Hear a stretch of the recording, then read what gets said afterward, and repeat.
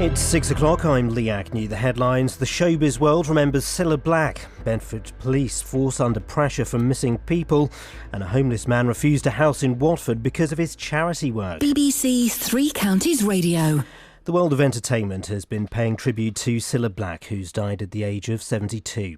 Cilla, who lived in Buckinghamshire, began her career in 1963 when she was spotted by the Beatles and went on to enjoy more than 50 years in show business. Sir Bruce Forsyth knew her since her first hit record. So many people are going to be so upset. She has such a following. Everybody loved her with all the shows she did. She had that, as we say, what people always said about me, that common touch, they call it a common touch, when you get to everybody with your career and with all the things that you've done. Bedfordshire Police says that tracking down missing people is becoming a strain on their time and resources. It follows comments by the Chief Constable of Greater Manchester Police, who says it's become an unsustainable burden. Ollie Bayliss reports. On average, 7 people a day are reported missing in Bedfordshire. Police and Crime Commissioner Ollie Martins has said that he would like to explore the possibility of getting other agencies involved in helping finding missing people. He says he would explore the option of partnering up with the fire brigade or social workers to see if they could take some strain away from the police. A lorry driver from Hemel Hempstead has quit his job due to the stress caused by Operation Stack. Jim Barker has been driving for 13 years but says the situation was causing him a nervous breakdown. The reason for me quitting is just that I just couldn't take it anymore. The stress was just too much for me to bear. Not knowing when I was going to get home, not knowing who's going to be trying to jump on your vehicle, not some people banging on the windows, pushing the mirrors in, climbing on the roof of the truck. Generally intimidation. I just thought it's not worth it anymore. A homeless man from Watford has been told he's not a priority for housing as he does charity fundraising work. Steve McMahon was forced to give up work with a spinal injury and has had nowhere to live since his landlord decided to sell up. Tony Fisher has more. In an independent review of his situation, Mr McMahon was told that because he's able to undertake fundraising work, he's not in priority need. This has angered members of the charities he helps, as they submitted evidence of his work to further his cause of getting rehoused. Watford Borough Council says it's now agreed to withdraw the independent review, so Mr McMahon can make further representations. In sport, Arsenal beat Chelsea to win the Community Shield at Wembley. Alex Oxlade-Chamberlain scored the only goal of the match for the Gunners. And the weather for Beds, Herts and Bucks will be sunny at first, but turning cloudy with a chance of light rain. Top temperatures around 24 degrees Celsius, that's 75 degrees Fahrenheit. You can get the latest news and sport online at bbc.co.uk/Three Counties.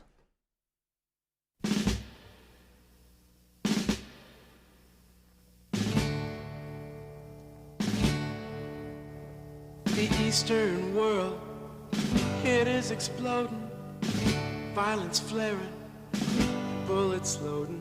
You're old enough to kill, but not for voting.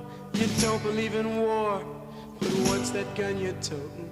And even the Jordan River has bodies floating. But you tell me over and over and over again, my friend, how you don't believe we're on the eve of destruction.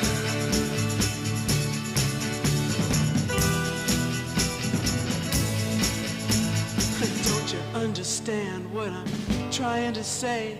And can't you feel the fears that I'm feeling today? If the button is pushed, there's no running away. There'll be no one to save with the world in a gray. Take a look around you, boy. It's bound to scare you, boy. And you tell me over and over and over again, my friend, how you don't believe we're on the eve of destruction.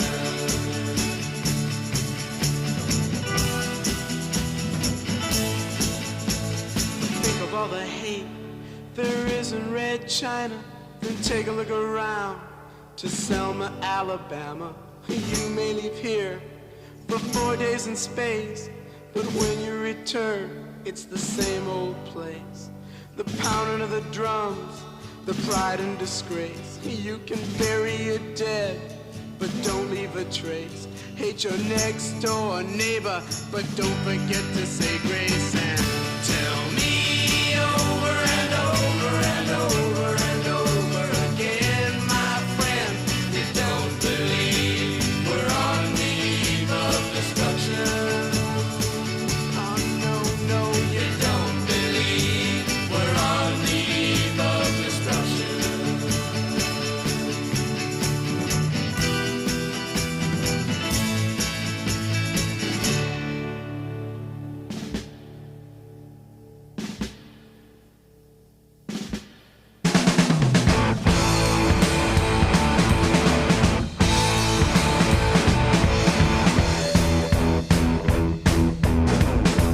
Rain is fine, but I like sunshine. Good morning, Grace. I shake my head, I'm on my way. The roaring pain just blows away. Can't sit down, cause I just hit town. So much to see. I lost my trappings, but it's clear to me the look is free today. Put on your Malibu sunglasses. Everybody's falling on their asses. Come along, 'cause it's a gas. It's 20 megatons of fun sunshine tonight.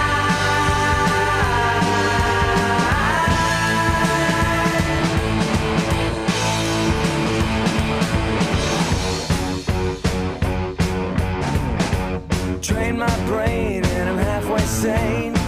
No boring games. Spare me $1 million for the price of fame. The roaring pain will blow away. Come on, let's make it last forever. Come down and never mind the weather. We got the wine and we will buzz so fine tonight.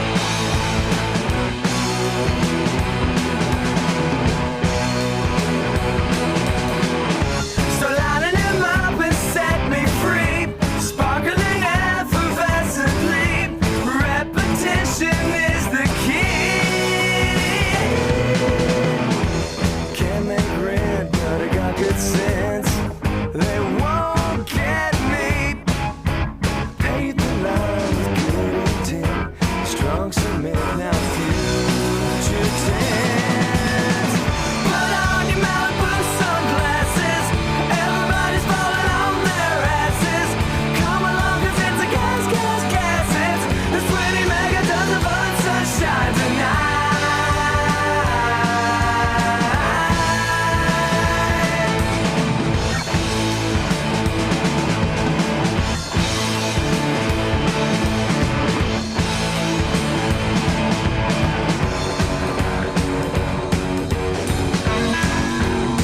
Okay.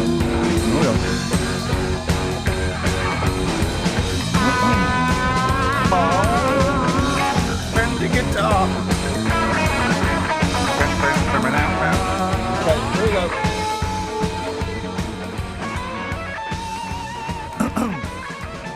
I've been practicing this. Hang on.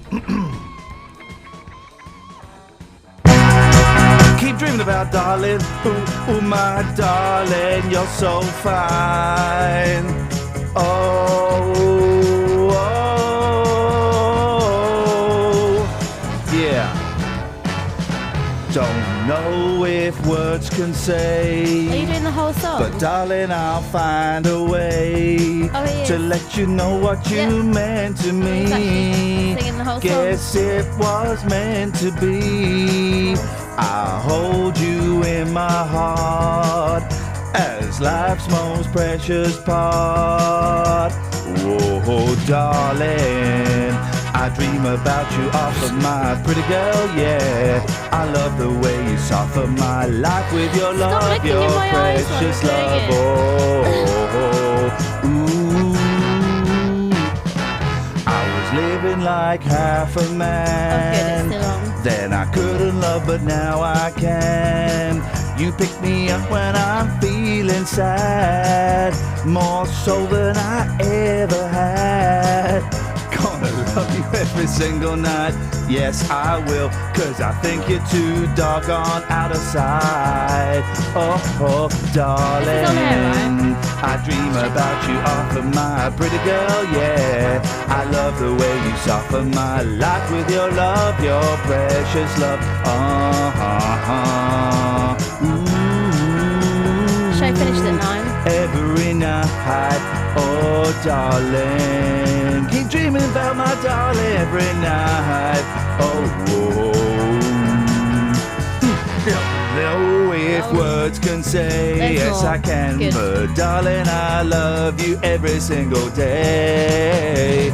Oh, darling, I dream about you often, my pretty girl, yeah. I love the way you soften my life with your love, your precious love. Look at me. Oh, ooh. Oh, fade. I've never been so happy for the fade. Every night.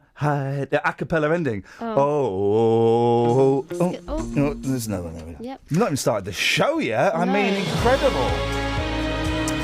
Well, that was uncomfortable. Imagine the listener. Imagine being the Beach Boy though and having to sing that every night to people they don't know. I was singing it to you, and you are my darling. Apostrophe. There's no G there. No, we're crazy. Okay, we're in. Across beds, hearts and bucks. This is BBC Three Counties Radio. Don't do it again. It's hard. Hang on, I missed it again. It's automatic when I talk with old friends. A conversation. I don't know what the tune is. Do I need to be in here for this? And the hair was soft and long, and the beach was the place to go. Yeah. Yeah. I'm getting into suntan bodies, and there's plenty of those. A whole album of those. Oh, great. I look forward to them. Thousands of people in the UK are searching for a missing... You all right? Mm-hmm. That was for you. Thank you. A missing loved one, but tracking them down is a strain on time and resources. Say, only the police? No, the band? Bedfordshire police say that looking for missing people is a strain on resources, just like murder, rape and crime. They say on average 7 people a day are reported missing. Kelly Betts can tell us more on this because she's now the official grown-up here. What have Bedfordshire Police told us? They say the amount of missing people that they have to deal with has become a burden on the force. They have to risk assess every person reported missing to them. Police and Crime Commissioner Ollie Martins, you know him, he told us that when he is on patrol with officers on another job, they regularly get calls to deal with a missing person. And he would like to explore the possibility of getting other agencies involved, like maybe fire brigade or social workers, to see if they can help. Who else has raised concerns? Nationally, lots of people. Yeah. The Chief Constable of Greater Manchester Police has, Sir Peter Fay. He's warning that the time and cost of tracking down missing people is unsustainable for the country's police force. Locally, Hertfordshire Police have told us it's an issue as well, and they are concerned about it. They say on average they deal with one high-risk missing person per day. Okay, well, it's tough, isn't it, police having to deal with, stuff like that. How big is this problem, Kelly Betts? Well, I'll read it to you. Please. The National Crime Agency, who now hosts the UK Missing Persons Bureau. Missing Persons Bureau. Yep.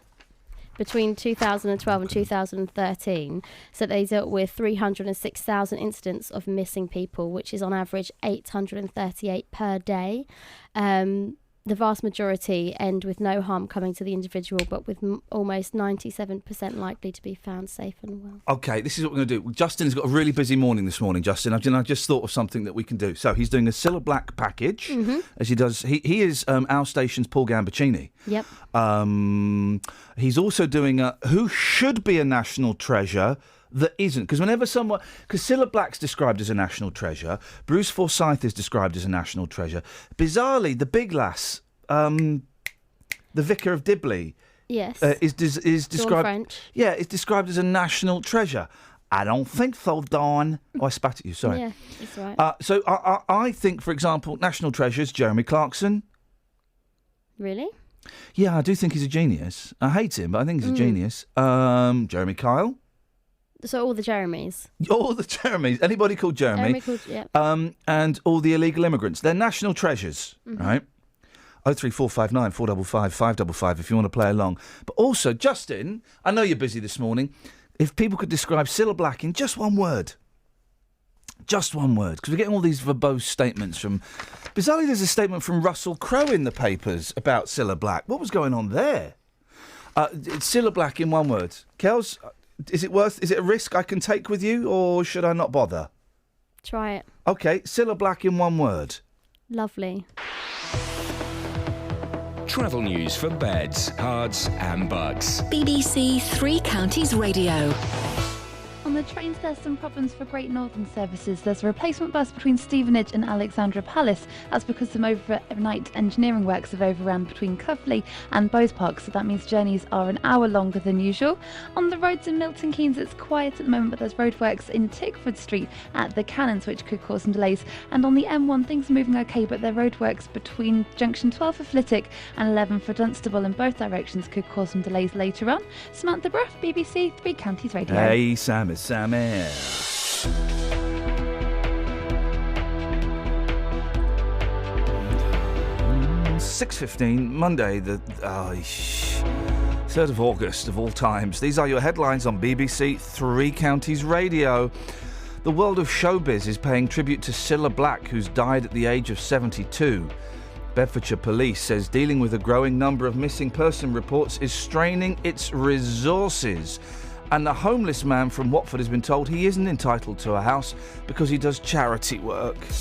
Nick Coffer on BBC Three Counties Radio. For over 6 decades, comedian Ken Dodd has been touring and selling out theatres. I'm very blessed, actually, Mr. Nick, because if the jokes aren't connecting as much as I'd like them to, I can always burst into song. Weekdays from 12. Much of that music, not least the Happy Mondays, has not only stood the test of time, it still sounds as fresh as it did then. Certainly does, yeah. 60s knockoffs. It's sure that weren't that other lot, not us. Nick Coffer. Live at Woburn Abbey for the Woburn Abbey Garden Shed. It's very nice to actually speak to you in your home. You are the very proud garden manager. I am indeed, yes. I'm proud of what we've achieved as a team here at Woburn. It's fantastic. Nick Coffer. Weekdays from 12 on BBC Three Counties Radio. Hang on a minute. There's no idea what bloody... Hang on. Right, here we go. Steady, go. Sweet. What you do to me, I know, I can't believe there's something about you got me down on my knees. What you do to me, I know, I can't believe there's something about you got me down on my knees. What you do to me, what you do to me, what you do to me, what you do to me, what you do to me. I know, I can't believe there's something about you got me down on my knees. What you do to me, I know.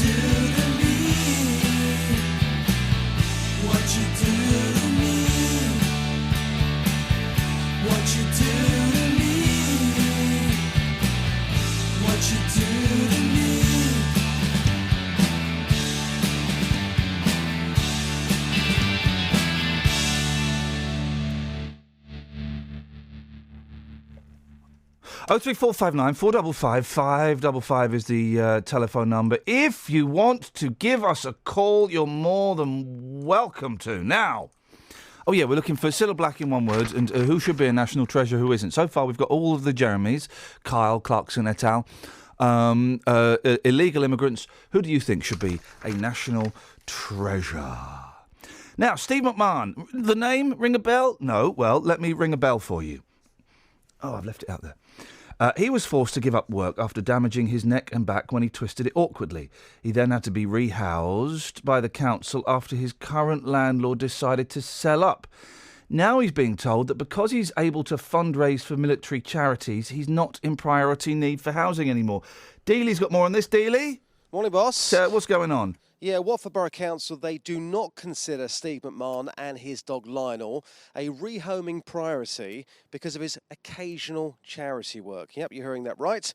Members of the charity say they're shocked and appalled by this, and that references to Steve's help, which includes his involvement with collections and the annual attendance at the Poppy Fund Dog Walk, were taken as evidence that he was fit enough to sleep rough and sofa surf, as he has been doing for the past 9 months or so. They feel very, very strongly about this as friends, so they've started a petition to hopefully, in their opinion, get this overturned. OK.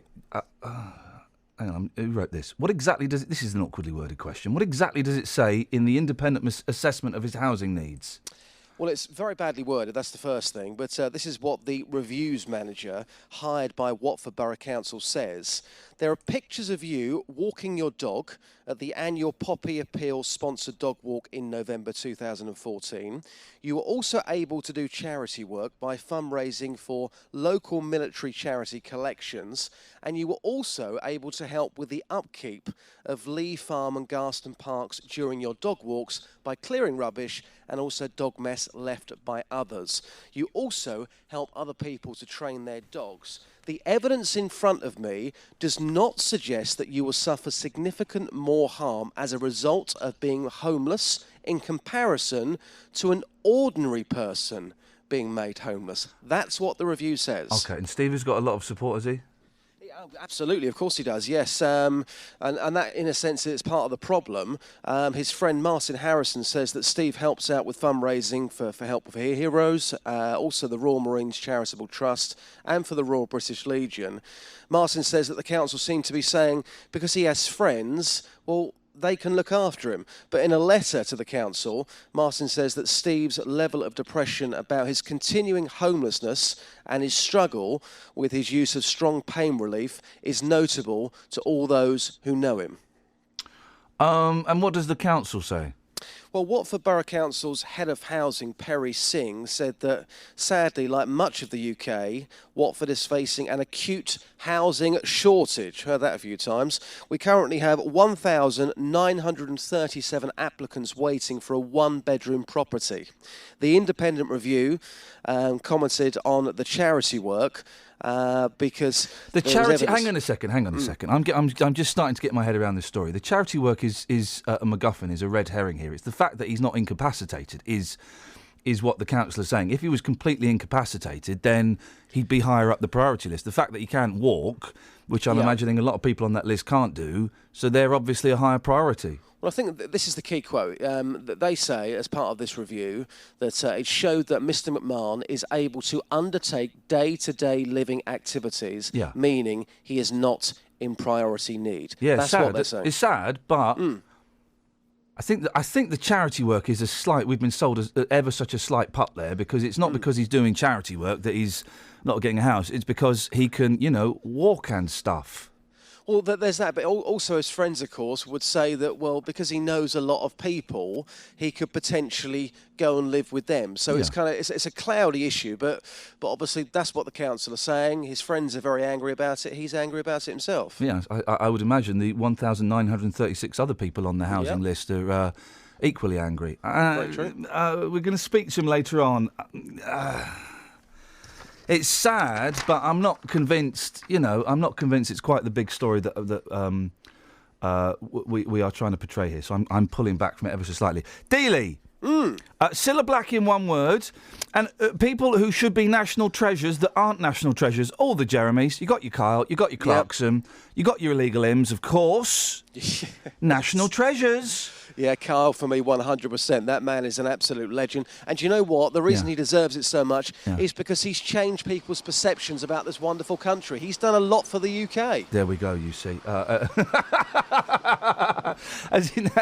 Has Kyle changed perceptions for the positive Or he certainly gives the impression that we all have terrible, terrible teeth and tattoos. Yeah, yes, absolutely. Yeah. Dealey, take it to the streets. I'll speak to you later. Mind that Cheers. bin ban.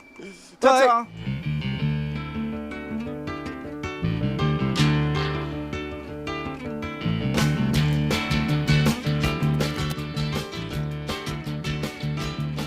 With his fool's gold stacked up all around him, from a killing in the market on the war, the children looking Midas there as they found him in his counting house where nothing counts but more. And he thought he heard the echoes of a penny whistle band and the laughter from a distant caravan, and the brightly painted line of circus wagons in the sand, fading through the door into summer. With his travel logs of maybe next year places, as a trade-in for a name upon the door,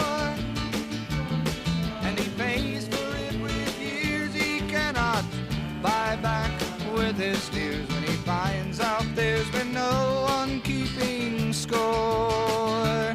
And he thought he heard the echoes of a penny whistle band and the laughter from a distant caravan, and the brightly painted line of circus wagons in the sand, fading through the door into summer.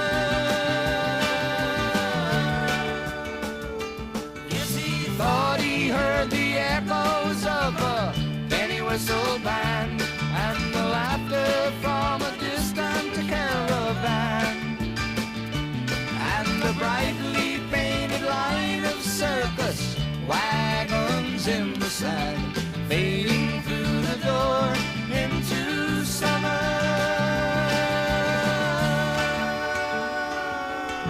Coming to you in a second, David. Please, just wait for the coda.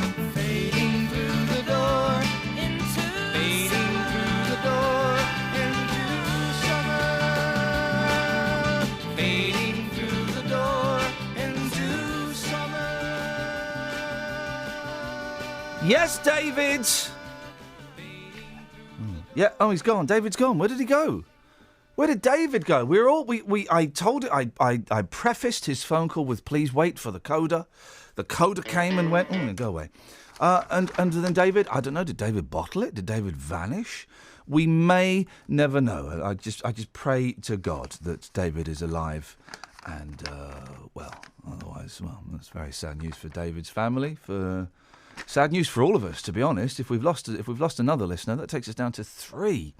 03459 455 555 is the telephone number. Please don't speak in my ear. News for beds, cards and bugs. BBC Three Counties Radio. Trains Great Northern have delays between Stevenage and Alexandra Palace of over an hour because of overrunning engineering works. That means there's a replacement bus which is making the journey times an hour longer than usual. On the motorways on the M1, there's roadworks going on in both directions between junction 12 for Flitwick and 11 for Dunstable, which means there's a lane closed which could cause some delays when it starts to get busier. And in Hertford on Ware Road, there's temporary traffic lights at Chadwell. That's Matt the Breath, BBC Three Counties Radio. Across beds, hearts and bugs. This is BBC Three Counties Radio.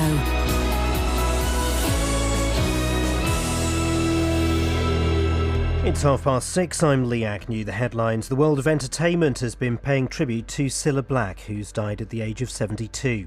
Cilla, who lived in Buckinghamshire, began her career in 1963 when she was spotted by the Beatles. She went on to enjoy more than 50 years in show business. Bedfordshire Police says that tracking down missing people is becoming a strain on their time and resources. It follows comments by the Chief Constable of Greater Manchester Police, who says it's become an unsustainable burden. And a homeless man from in Watford says he's not a priority for housing as he does charity fundraising work. Steve McMahon, who was forced to give up work with a spinal injury, has had nowhere to live since his landlord decided to sell up. The weather will be sunny at first but turning cloudy with the chance of light rain. Top temperatures around 24 degrees Celsius, that's 75 degrees Fahrenheit. Three Counties Sports. BBC Three Counties Radio. Arsenal beat Chelsea 1-0 to win the Community Shield at Wembley. Left foot, wow! Brilliant goal to put Arsenal in front, and they lead at Wembley. And it's a really, really impressive strike by Alex Oxlade-Chamberlain. It was a first win for Arsene Wenger's side over Jose Mourinho's Chelsea, but Wenger says that isn't what matters. I said we lost last year 2-0 at Chelsea, played 0-0 at home. Today we beat them 1-0, so it's always very tight games.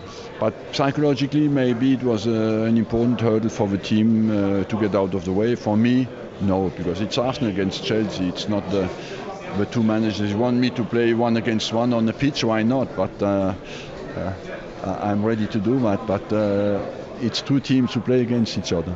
The Milton Keynes Dons complete their pre-season fixtures this evening as they host a Chelsea 11 at Stadium MK. A Luton 11 travel to Barton Rovers in the Beds Premier Cup. Meanwhile, the Hatters confirmed the signing over the weekend of 31-year-old striker Craig McHale-Smith. James Guy broke the British record and won silver in the 400 metres freestyle at the World Aquatic Championships in Russia. He was beaten by defending champion Sun Yang of China, who was banned for 3 months last year after failing a doping test. But Guy says he's not worrying about that now. He's a controversial athlete, but that isn't my opinion, so I mean, I'm going to do what I'm supposed to do in the race, and that's what he does. So, I mean, he's the best in the world at the moment, so all eyes are towards him and the Olympics next year, so hopefully, fingers crossed, and we'll give him a good race. And finally, at the same championships, Tom Daley got a bronze medal in the men's 10-metre platform. BBC Three Counties News and Sport, more at 7 o'clock. This is Iain Lee on BBC Three Counties Radio. Oh, it turns out you didn't die, David. We just lost the line. Morning, David. Hi there, how are you? I'm great, thank you, David. How are you? Not too bad. Not too bad. Yeah. You sound a little bit bad. Yeah, well, I've reached that age, haven't I? I don't know if I've got another 2 years or another 20. How old? Tell me how old you are, and I'll tell you how many you got. I'm 65. Got 3. Nah, 2, mate. If not 18 months. What's going on with you? Are you ill, or are you just miserable? I just realised the reality. What happens when you die, mate? Are you dead now? Because there's like a weird heavenly echo on your voice. Yeah, could be. Could be dead. Who cares? Who cares? Yeah, hey, do you know what happens when you die? In 2 weeks, you're nothing more than a puff of smoke and a handful of ash. That's reality. That is real. You're important. No, you're important if you're someone like Cilla Black. When you've got a statue or a painting or a book about you, and she is, in one word, irreplaceable. Yeah? Who do you think's going to replace her? She's irreplaceable. That is it. Do you think Sheridan Smith could replace her? She's doing a nice little copy, but she'll never be her. No. So if Cilla's so irreplaceable, then who do you think could replace her? Jeremy Clarkson.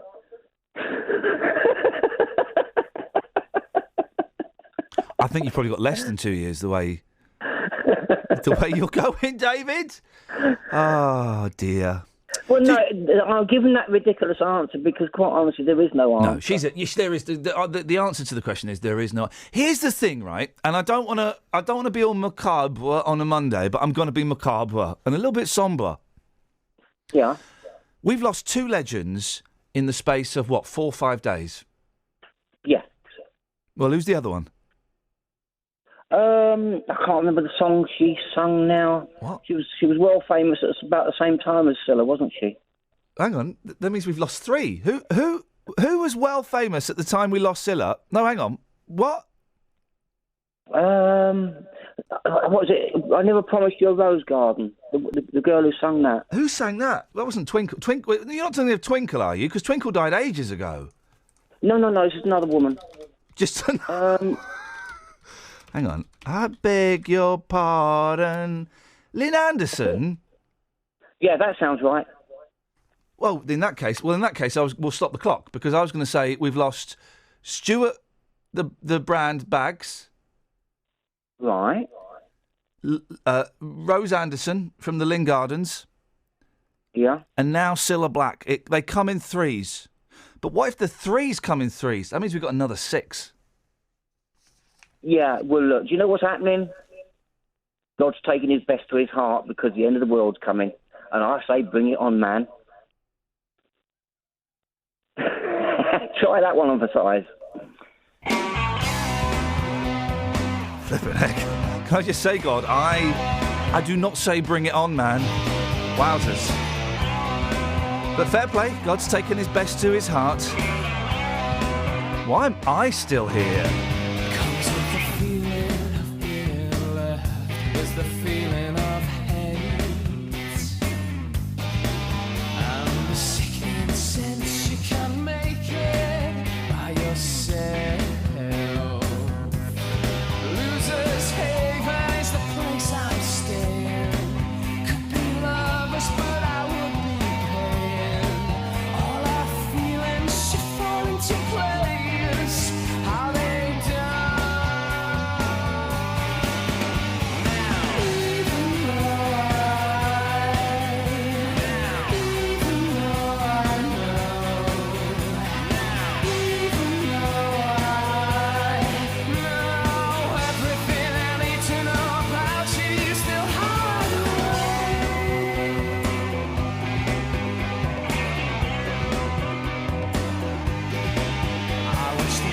as they're flying away, and you do too. I watch you searching for KFC. Minds are cruel. Losers heaven will be coming up soon. Turns its ugly head and looks at you. There's some things that you'll just have to see. Follow me.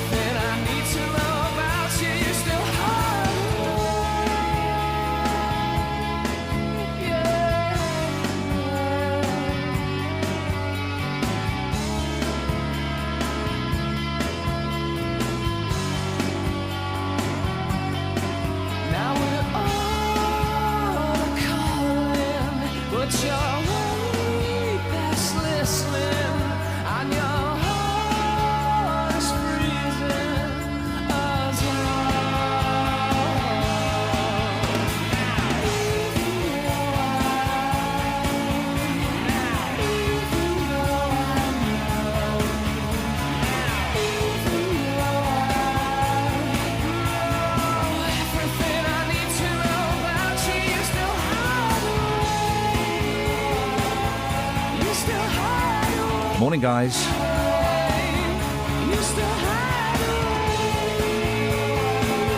Morning, gays.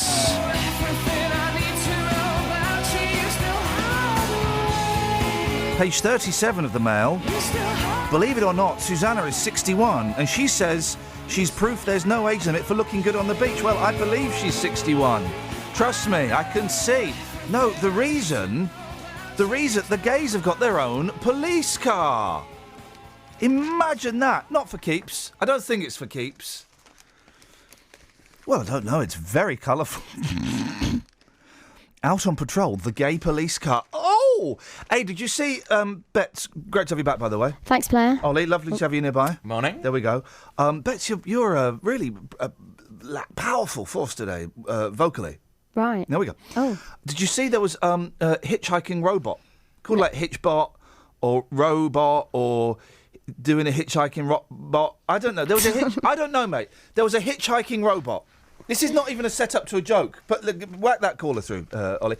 There was a hitchhiking robot that was hitchhiking across. I don't flipping know America. I don't know the specifics, Kelly. Don't get stroppy. Is it a good story? It got all the way across Europe, got to America, got to Philadelphia, and it had the whatsits kicked out of it. It got beaten up. What, this robot? Yeah, hitchhiking robot. Mm. So it isn't a good story. Decorated in garish, multicoloured hues, a patrol car loudly proclaims the police's support for a gay pride event. I'll be honest, that's not been designed by a gay man, because it looks horrible. So the front half and also it's not a gay car, it's a bisexual car, because the front half is, I was going to say, normal, and the back half is, it's got rainbow on it. How did gays get the rainbow? They had pink, right, and that's fine, they can have that. The whole rainbow? Bit greedy. That is greedy.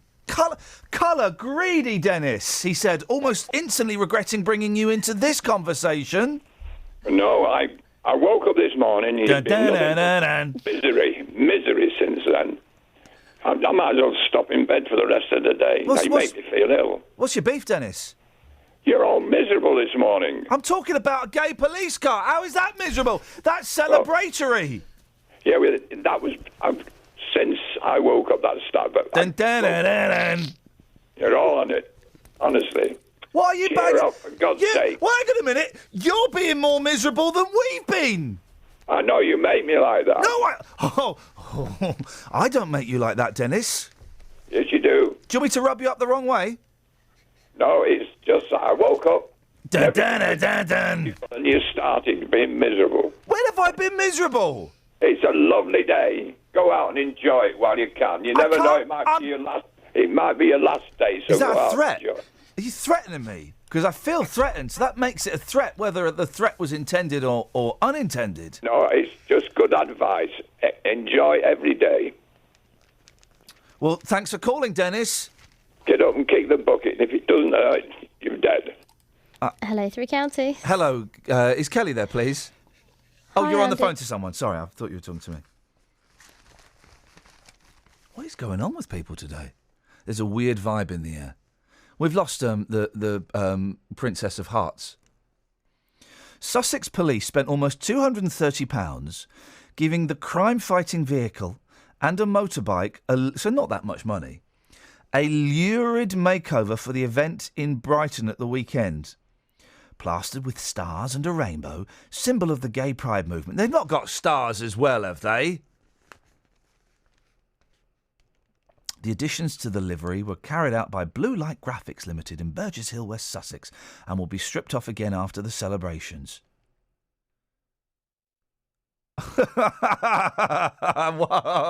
What has this got to do with anything? Before the two-day event, attended by about 160,000 people, the force excitedly announced, "We're all ready for the 25th Brighton Pride celebrations. Give us a wave. You'll be able to have your photo taken with our motorbike and pick up various goodies and advice." What on earth does that mean? Ah, dearie me. 03459 455 555 is the telephone number if you want to give us a call. The song I was going to play there won't let me play. Hang on a minute. I've got to enter a password to play this song. I wonder if it'll. Let's see. 69. No, it won't let me play that song. Isn't that funny? Isn't that funny? Well, we'll come up with another song a little bit later on. 03459 455 555 is the telephone number if you want to give us a call. There's not a lot in the papers today. It's kind of a really miserable paper vibe today. There's not a lot happening. The best story in the Mail is about some bloke who looks like the fella from EastEnders. You know the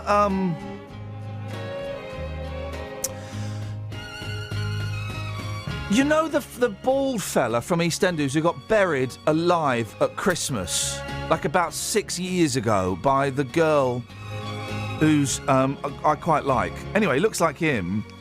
And father fights council over his fake camera to stop speeders. That's the best story in the papers. And even that's boring. There's only another 2.25 hours to go. Of what? Well, according to Dennis, misery. Good film, though. Well, it is a good film. It's a bit overrated. It's a little bit. The bit where she hobbles him is good. Do you know that bit? She hobbles him? The bit where she hobbles him, yeah. What do you mean? Well, hang on.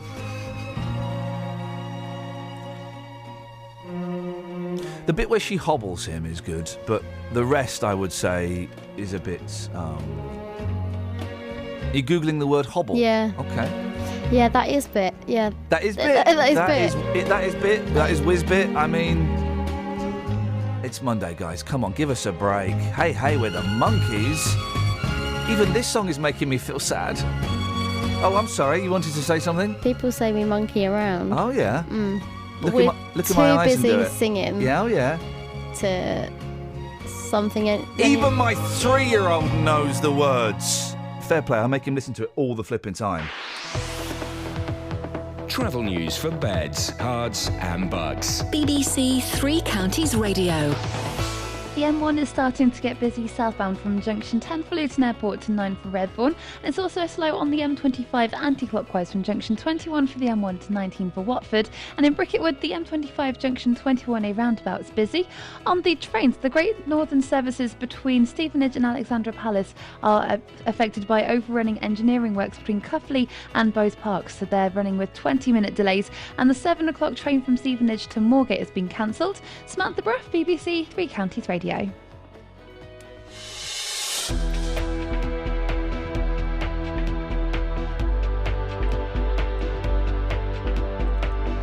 Thank you very much, Sammy. Where are we now? It's 6:46. Oh my goodness gracious me. It is Monday, the 3rd of August. I'm Iain Lee. These are your headlines on BBC Three Counties Radio. The world of showbiz is paying tribute to Cilla Black, who's died at the age of 72. Bedfordshire Police says dealing with a growing number of missing person reports is straining its resources. And a homeless man from Watford has been told he isn't entitled to a house because he does charity work. That's, no. Let's get the weather. Here's Elizabeth. Beds, hearts and bucks weather. BBC Three Counties Radio. Hello, a very good morning to you. Today is going to be another very warm day. It's a very mild start to the day. We do have an area of cloud that's going to be creeping in from the west. So the further west you are, the sooner you're going to see the cloud, basically. But it's a lovely sunrise, and the sunshine will always be best through the morning. Plenty of that lasting on into the afternoon too for eastern areas of Hertfordshire, with that cloud gradually working its way in. But still some sunny spells as we head towards the end of the day. Staying mostly dry. What we might just see is perhaps a few spots of rain just towards western areas of Buckinghamshire, most likely there, but that's all it's going to be. Most places are going to stay dry, and it's still going to be feeling very warm as well. Of course, we'll see the highest temperatures the further east you are. Here we'll be up into the mid-20s, I think, in Celsius. A little bit further west, sort of low 20s probably, but still really nice day, just clouding over. Overnight tonight we'll be into the cooler air, so it is going to feel a bit fresher. Lows of 13 or 14 degrees. We should stay dry, or mostly dry, a few spots of rain possible. And then tomorrow it's going to be a breezier day. It's also going to feel cooler. There will be some good spells of sunshine, and temperatures will generally tend to creep up as we head towards the end of the working week again. That's forecast, Iain. Every weekday morning. One partially closed and the others didn't operate at all. I have contacted other companies who do it professionally, and they said it should have been anchored down. The JVS Show. It was looked over by the garage and they told me do not move the vehicle anywhere. It's a complete death trap. The JVS Show fights for your rights and tackles your consumer problems. I'm getting nowhere. I've tried on numerous occasions to talk to the manager of this company. If you need our help, email jvsshow@bbc.co.uk. So they said, we're going to contact the customer, we're going to have a chat, and we're going to make a gesture to that customer. And we could do the same for you. Without your programme, I don't know what you'd do in the morning. The JVS Show, weekdays from 9 on BBC Three Counties Radio. Satellites gone up to the skies. Things like that drive me out of my mind. I watched it for a little while. I like to watch things on TV.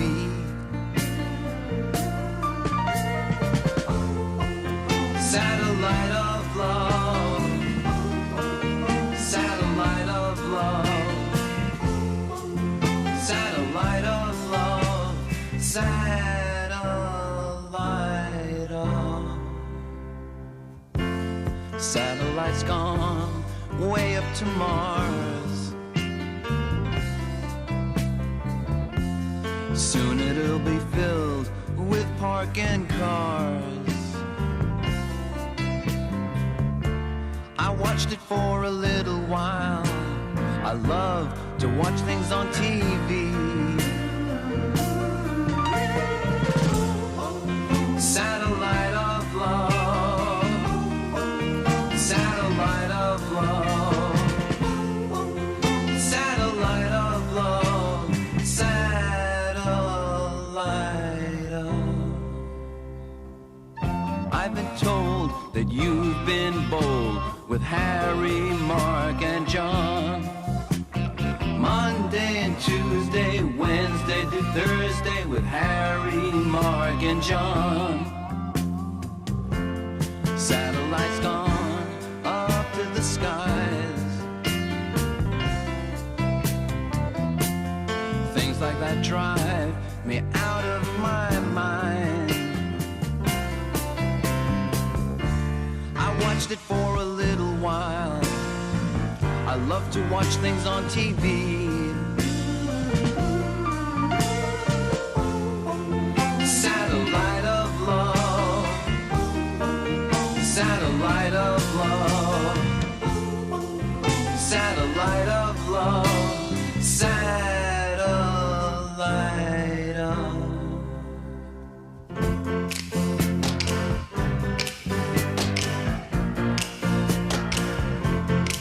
Satellite of love. Satellite of love. Satellite of love.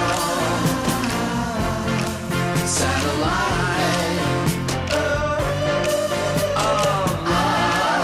of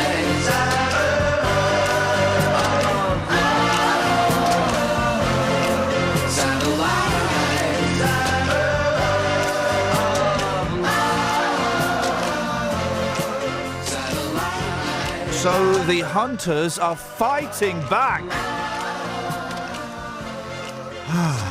The hunters are fighting back. I still can't quite get why everyone was so gutted and angry with the dentist. All right, so were they jealous? He had perfect teeth, didn't he? You would do as a dentist, you would like to think. But, I mean, still.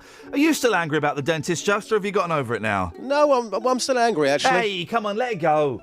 No, I can't. He's getting death threats. Well, yeah, too right. No, hang on a minute. Can I just say... As the BBC, we do not condone. I've just seen a face, I can't forget the time or place where we just met. We don't condone death threats against dentists. No, we don't condone that. He was an idiot, but then loads of people go hunting. Yeah, but you say about death threats against dentists. Most dentists don't go out and pay £35,000 to shoot a lion. And yet they could afford to. Those dentists are rolling in the deep. No, that's Yes. Adele. Hang on. OK, well, have you seen Sabrina Corgadelli?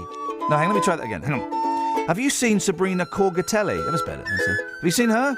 No. She's a fit hunter. She's a... I can say funter. I can say funter. Yes, I can. Just about. I can say that. She's a fit hunter, Justin. Beautiful. Yeah, exactly. She's wearing tight khaki trousers, a very tight green vest that are highlighting her wonderfully placed bosoms, and she is sexy. Suddenly, I'm not so anti-hunter. Yeah, you see, exactly. The PR there has played into your hands. A nice, good-looking woman. She goes out hunting, and suddenly you think it's okay. An American hunter poses with the body of a giraffe. Blooming giraffes. They do get in the way. We went to... Sorry? They are, I tell you what, the most, in my opinion, the least arrogant animal out there. Beautiful creatures. No. Yes. I went to Woburn Safari Park yesterday. They confiscated my guns. Unbelievable. And they were banning all dentists from entering. But we went to Woburn Safari Park. Those giraffes, they just kept walking in front of our car. What's wrong with that? Well, how are we supposed to get from A to B? Well, you're there. You've paid to see them, A so lot they're of giving money. you something back. A lot of money we paid. I had a bird do a whoops. A bird came and sat on my arm. I thought, that's cute. Then it did a poo on me and ran off. Flew off, actually. I'm going to be specific about it. Monkey sat on the car. What is going on there? There's no discipline. There's no... A bear walking towards us. There's no discipline there, Dealey. Those animals should all be tranquilised and put by the side of the road so we can see them but not be afeared of them. Wow. Sabrina Corgatelli faced an angry backlash after posting the image on social media with her message, Day 2, I got a... I'm going to read it as written. Day 2, I got an amazing old giraffe. Such an amazing animal. I couldn't be any happier. He couldn't be any deader. My emotion after getting him was a feeling I will never forget. Disgusting. She was branded deranged and a disgrace to humanity. Yep. By idiots on Twitter. Well, I'm also saying that right now. Terrible. Absolutely terrible. But the defiant university accountant dismissed criticism and vowed to carry on killing wildlife and showing off her trophies. She even doctored a picture of Leonardo DiCaprio in The Great Gatsby with the words, "To all the haters, stay tuned. You're going to have so much more to be peed off about." Oh. Sick. No, it's not. Yes, it is. It's sick. She may be good looking, but it's sick. Hey, good looking, what you got cooking? Oh, giraffe. I mean, but it's not illegal, mate. And here's the thing, right? Here's the thing. Yeah. Okay. When was the last time, apart from the hunter and apart from this woman, when was the last time you talked about Zimbabwe?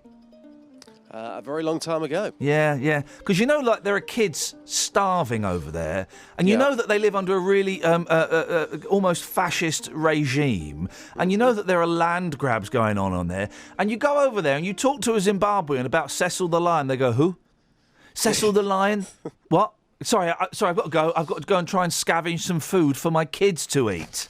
They don't care. Well, the last time, and it must have been about 6 months ago, we were out on the streets talking about something, and somehow we got a Zimbabwe perspective. Yeah. And it had to be edited down because we simply could not play that out on air. I think it was games that you played as children. Oh, yeah. And the Zimbabwe perspective, not very nice. Yeah, exactly. Now, listen, National Treasures, we've lost another one. I don't know, who is the person who awards National Treasure status on someone? Is it Giles Brandreth? He's due to get one soon. I want the alternative National Treasures. Who you got, Just? Yeah, I've been out on the streets this morning. Tough crowd on this one. Very tough crowd. Mate, I know. Yeah, I know, mate. There's no vibe this morning. Buzzkill. OK, so on the streets this morning, asking people about national treasures. A very weird one towards the end. Here's what happened. Madam, who's a national treasure as far as you're concerned? We've got Jeremy Kyle so far, Jeremy Clarkson, illegal immigrants. Who for you is a national treasure? Me. Can I ask why? I'm busy. Oh, great vibe. Who for you, my son, is a national treasure? Gotta be Jeremy Clarkson. Well, he's just good at his job. A lot of people hate him. What would you say to those people who say you are wrong? But by naming Jeremy Clarkson as a national treasure, you're wrong. What would you say to those people? Oh, I don't know. It just tells you as it is. Yeah. Tells you what's black and white. There's nothing in between. Tony Adams. Tony Adams? That's it, yeah. The former Arsenal player? Yeah. National treasure? Yeah. Seriously? Uh-huh. See, my memories of Tony Adams when he used to play, we used to go Eeyore. Oh, I don't remember that. Thanks, boss. Thank you. Wow, tough vibe out there, Deals. Very tough vibe, but obviously in the next half an hour or so, we're going to bring that back up. We're going to be out there asking Scylla in one word. That's what we want. Thank you very much, sir. Travel news for beds, cards and bugs. BBC Three Counties Radio. The M1's looking slow southbound from junction 10 for Luton Airport to 9 for Redbourne. It's also busy on the M25 anti-clockwise between junction 17 for Maple Cross and 16 for the M40. And inbound green on the North Circular Road, it's slow between the Clock House Interchange and New Southgate.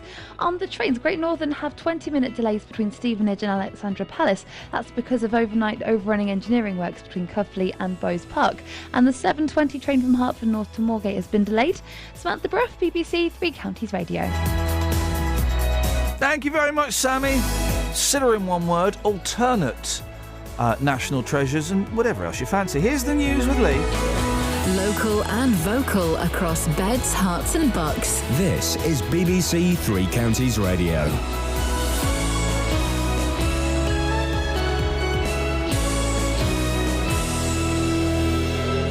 It's 7 o'clock. I'm Lee Agnew. The headlines. The showbiz world remembers Cilla Black. Bedfordshire police under pressure from missing people. And a homeless man says he's been refused a council house in Watford because of his charity work. BBC Three Counties Radio. The world of entertainment has been paying tribute to Cilla Black, who's died at the age of 72. Cilla, who lived in Buckinghamshire, began her career in 1963 when she was spotted by the Beatles and went on to enjoy more than 50 years in show business. DJ Tony Blackburn says her death is tragic. People have been texting and saying it's like losing one of the family. And I think that's the way she was. And we felt that it was just Cilla Black. And it just doesn't seem possible. She's no longer with us. It's just strange. And still it's sinking in, I think, to a lot of people. Bedfordshire Police says that tracking down missing people is becoming a strain on their time and resources.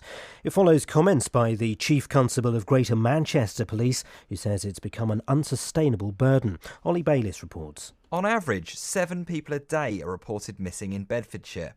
Police and Crime Commissioner Ollie Martins has said that he would like to explore the possibility of getting other agencies involved in helping finding missing people.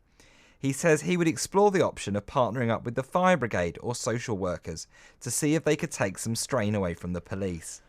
A lorry driver from Hemel Hempstead says the stress from the ongoing problem of illegal immigrants has forced him to quit his job. Jim Barker has been driving for 13 years but says the situation was causing him a nervous breakdown. The reason for me quitting is just that I just couldn't take it anymore. The stress was just too much for me to bear. Not knowing when I was going to get home, not knowing who's going to be trying to jump on your vehicle, not some people banging on the windows, pushing the mirrors in, climbing on the roof of the truck. Generally intimidation. I just thought it's not worth it anymore. A homeless man from Watford says he's been told he isn't entitled to a council house because he does charity work. Steve McMahon, who was forced to give up work with a spinal injury, has had nowhere to live since his landlord decided to sell up. Tony Fisher reports. In an independent review of his situation, Mr McMahon was told that because he's able to undertake fundraising work, he's not in priority need. This has angered members of the charities he helps, as they submitted evidence of his work to further his cause of getting rehoused. Watford Borough Council says it's now agreed to withdraw the independent review so Mr McMahon can make further representations. In sport, Arsenal beat Chelsea to win the Community Shield at Wembley. Alex Oxlade-Chamberlain scored in the first half to give Arsene Wenger a victory over Jose Mourinho for the first time in 14 matches. And the weather for beds, hearts and bucks will be sunny at first but turning cloudy with the chance of light rain. Top temperatures around 24 degrees Celsius, that's 75 degrees Fahrenheit. You can get the latest news and sport online at bbc.co.uk/Three Counties. Thank you, Lee. Morning, Iain Lee, BBC Three Counties Radio.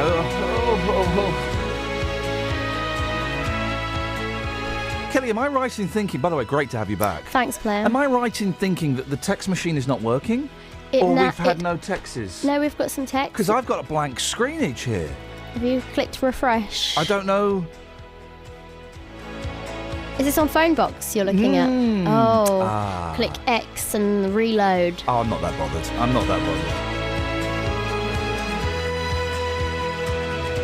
But you're saying we have texts, and should I feel...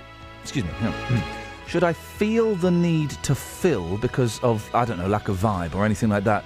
You've got them, and I can come to you, and you can do them. Yep. Beautiful. Across Good to know. beds, hearts and bucks. This is BBC Three Counties Radio. Kelly, we got any texts? No. Oh, you bum. I know, I've got one. Okay. Well, I've got some. Okay, we've got one you can read. Yeah. I don't know who it's by, though, so thanks.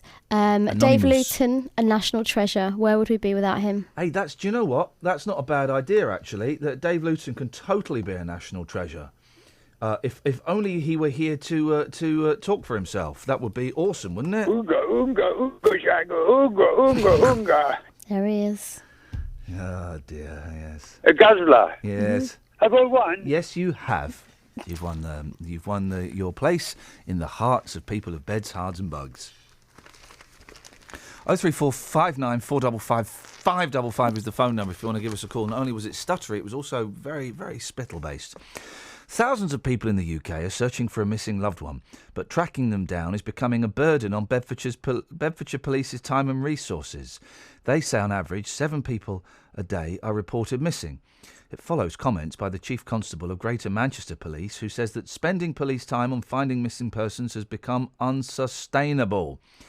Nick Murphy is from the volunteer group Midshires Search and Rescue, which covers Beds, Herts and North Bucks, and he joins me now. Morning, Nick. Good morning. So tell me a bit more about what you do. Well, we respond to a call from the police when they have got a missing person they deem to be at high risk of coming to harm. So they will call us out to search usual rural areas which are difficult for the police to search. What is kind of your expertise? What is your background that gives you the advantage over searching these areas? Well, we are part of the Lowlands Search and Rescue Group. We're very much like our sister organisation, Mountain Rescue. So we train 3 times a month to develop expertise, which we can then lend to the police. The police are saying that they shouldn't be dealing with searching for missing persons. What are your thoughts on that? Well, they are actually responsible. They've got a statutory duty to do that. But, of course, with stretched resources, it's sometimes difficult for them to turn out sufficient people quickly. But we're able to do that. We can normally respond within an hour and get search teams out. Okay. So the police pass on this stuff to you. What do you then go and do? Well, we work with what's called a police search advisor, and they will organise a search, and then we will identify through statistics the most probable area where the person will be, and then we'll dispatch search teams using various techniques to see if we can find them. There'll be a lot of people will be surprised that the police are saying they don't want to look for missing persons anymore, that it's a burden. It's kind of their job, isn't it? Well, it is their job, exactly, but the actual resource required is quite substantial. I mean, we're looking sometimes up to 100 people to conduct a search. So for the police to find 100 people at a drop of a hat is not that easy. And we also, in Beds, Herts and Bucks, it's difficult for us to field a team, so we bring people in for surrounding counties. Every county has a search team, so we bring them in from Cambridgeshire, Northamptonshire and so on. All right, Nick, listen, thank you very much. This is Iain Lee on BBC Three Counties Radio.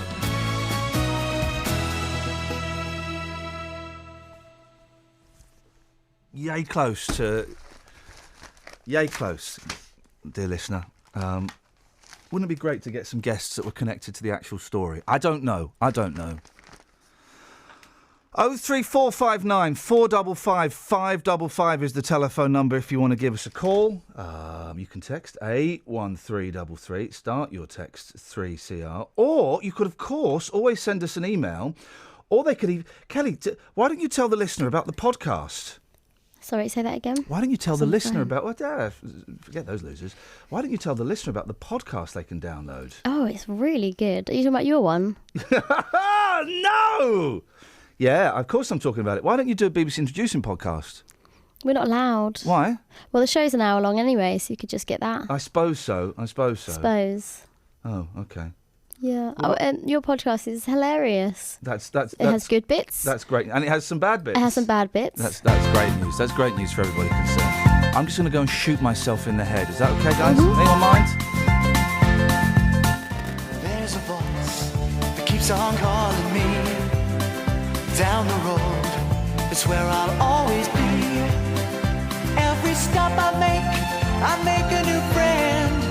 Can't stay for long, just turn around and I'm gone again. Maybe tomorrow I'll wanna settle down. Until tomorrow I'll just keep moving on. Down this road that never seems to end. When new adventure lies just around the bend.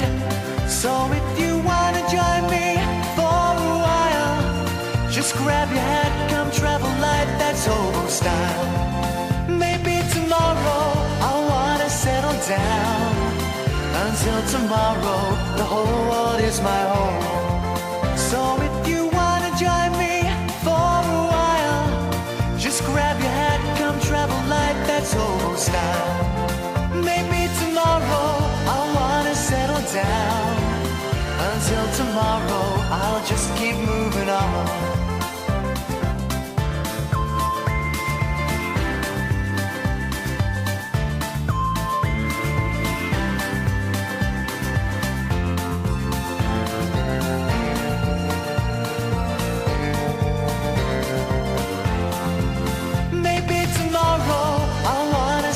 Down. Until tomorrow, I'll just keep moving on. There's a world that's waiting to unfold, a brand new tale no one has ever told. We've journeyed far, but you know it won't be long. We're almost there and we've paid our fare with a hobo song. Maybe tomorrow I'll wanna settle down. Until tomorrow, I'll just keep... 03459 455 555. So, 555. So, let's try and compile the list, shall we, Kelly Betts, of it's you and me sailing this ship today, you all right? Yeah, you up for okay, that? Right. yep. Of alternative national treasures. So far, we've got all the Jeremys, the Clarksons and the Kyles, partly because they display true British values, which are casual racism and arrogance, which I think are very, very important, and we don't convey those enough. So we've got those guys. We've got the illegal immigrants. We should probably have Minder. Yep. If you want. The Shane Ritchie version, not the Dennis Waterman version. I just think that's a little bit more wholesome. There were 3 Minders. Can you name the 3 Minders? Shane Ritchie. That's one. The other one you said. Dennis Waterman. And another one. There was another one. There was another Minder, and I can't think who the other Minder was. He was supposedly Terry McCann's cousin. But I don't... Put Davis back on again. He was supposedly Terry McCann's cousin, but I don't... It wasn't very good. It lasted a series. Good. They should reunite Minder and... is George Cole dead? What? Is George Cole dead? Don't know. Is Arthur Daly dead? Don't know. If he's dead, then I'm nixing this idea. If he's still alive, then for goodness sakes, why would... what's his name? George Cole. George Arthur Cole. Dead. Oh, God, please, not another one. Let's have a look. I've got a feeling. I've got a sneaking, sinking suspicion of a feeling that we may have lost him a few years ago. He was born in 1925. Okay, that's literally the opposite He's of... 90. Still alive. Well, then let's get them back together again. Let's reunite the team for just one more caper. Oh. But let's get all of the Minders on it. Okay. All 3 of the Minders. So we've got Minders as national treasures. Trevor McDonald, obviously. Yes. But he's a real national treasure. Is Ronnie Corbett a national treasure? No, he's Scottish. I like him. I like him, but he is actually a national treasure. Oh, already? Yeah. Oh. So we want ones that are not national treasures. Everyone's a national treasure, though, Shut now. up. Well, name someone. I can't think of anyone. Exactly, because they're a national treasure. Right, I'm going to I'm going to open the mirror around Rhiannon. No. Rhiannon? What, the Fleetwood Mac song? No, the dirty girl. Oh, Rihanna. She probably is. Okay, all right. Talisa. Oh, yeah, no, she isn't. She is now. Talisa is a national treasure. Good. Sam Smith. No, he's not. Good. He's from Bishop Stortford. I don't know where that is. It's near us. I'm not particularly It's local. within the 3 counties. I don't live there. Club bowled over by boot from Boozer. Club bowled over by boot from Boozer. That makes no sense. Don't worry, we'll pursue it. A pub boss is kicking out a bowls club he lets play for free because members do not drink enough of his beer. And there's a picture of some very, very glum faces. At Glumface, by the way, if you want to. I've got a feeling that's going to start up again soon. Malcolm McCann... excuse me. Oh, no, well, that's not fair! Malcolm McCann says some players go to a different boozer after using his green at the Heath House pub. Well, that's not fair. That's not fair. If anything, I would over-booze there. I always feel a great responsibility on my shoulders when I go to places that let me use their facilities for free. I can't think of any examples of when I've ever done that in my life. We used to wash our football kit. Our footballers' kit. When I worked in a pub. Nice tackle. I really annoyed my wife yesterday, and this is Woburn Safari Park's fault, OK? They've set this up for a gag. So, you drive through, and you see pretty much in this order, the wildebeest, the rhinoceros, the wolf, boring, it just looks like a dog. In fact, I think it is just a dog. The bear, like the bear. The lion. The giraffe. The zebra, of my favourite of all animals, and I've said that there. I've owned that. Zebra's my favourite. Yeah. Weak ankles. The monkey, and then you know what the last animal is you see, and they do this as a joke. And you see, the ass, the ass. And so I was saying to my wife, "Hey, great ass! Look at that nice ass! What a sweet ass!" She was getting, and my boys were then going, "Hey, Daddy, nice ass!" And I'm going, yeah. And my wife was absolutely furious with me. And do you know what? There was nothing she could say because it was a really nice ass. Travel news for beds, cards and bugs. BBC 3 Counties Radio. It's busy on the M25 anti-clockwise now between junction 17 for Maple Cross and 16 for the M40, and it's also looking really slow anti-clockwise from junction 21 for the M1 towards junction 19 for Watford. Southbound on the M1 it's slow from junction 10 for Luton Airport to 9 for Redbourne, and on the trains Great Northern have delays between Stevenage and Alexandra Palace because overnight roadworks are overrun between Cuffley and Bowes Park, so it's taking 20 minutes longer than usual and they might be revised at short notice. And the 7:20 train from Hertford North to Moorgate has been delayed. So that's Samantha Bruff, BBC 3 Counties Radio. Sammy, thank you so much. Thank you. 7:17, eh? Oh, Monday the 3rd of August. I'm Iain Lee. These are your headlines on BBC 3 Counties Radio. Stars from across the showbiz world are paying tribute to Cilla Black, who's died at the age of 72. The showbiz sky is a little bit darker this morning. Bedfordshire Police says it's struggling to deal with a growing number of missing person reports, and a homeless man from Watford says he's been told he isn't entitled to a council house because he does charity work. Every weekday from 3. The East of England Ambulance Service are urging us to stay safe in the heat and take sensible precautions. Barry is in Bedford. Hi, Barry. Hi, Rob. Right, I've got a little story about bad breath, and it's quite embarrassing, really, but I do... Don't be embarrassed. Roberto Peroni. Yes, yeah, we kiss them and cuddle them. Oh, no, you don't kiss an animal. Yeah. No. Yes. So you've started an online petition to raise money to pay the Greek debt? That's right. I was fed up with politicians going round in circles, and I thought, you know what, let's just crack on and let's see if we can do something here. Roberto Peroni, weekdays from 3 on BBC 3 Counties Radio. 03459 455 555 is the telephone number if you want to give us a call with your alternate national treasures. It does just say national treasures and lifetime achievement awards just means you're old, posh, maybe gay. A lot of gay national treasures, aren't there? Yes. Well, you say that. Can you name one before you make these outrageous statements? Can you? No. Think hard.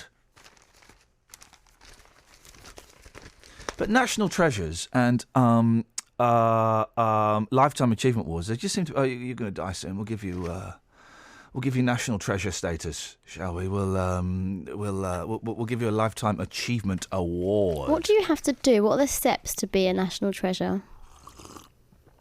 Just live long and prosper. So you could be one. I've not lived that long, and I've not been particularly prosperous. Now back to the story of Steve McMahon. You may remember he was forced to give up work after damaging his neck and back when he twisted awkwardly. He then had to be rehoused by the council after his current landlord decided to set up. Well, now Steve claims he's being told that because he's able to fundraise for military charities, he's not in priority need for housing. Morning, Steve. Good morning. What's going on? Well, basically, I'm not being treated fairly. I don't think. The council have basically paid a consultant to form an opinion that because I stand outside Asda with a collection tin, I may go on a sponsored walk for 1 hour out of 365 days of the year. I'm not eligible for any help at all whatsoever. So you're not on the housing list at all? Not at all. They've refused to help me come 100%.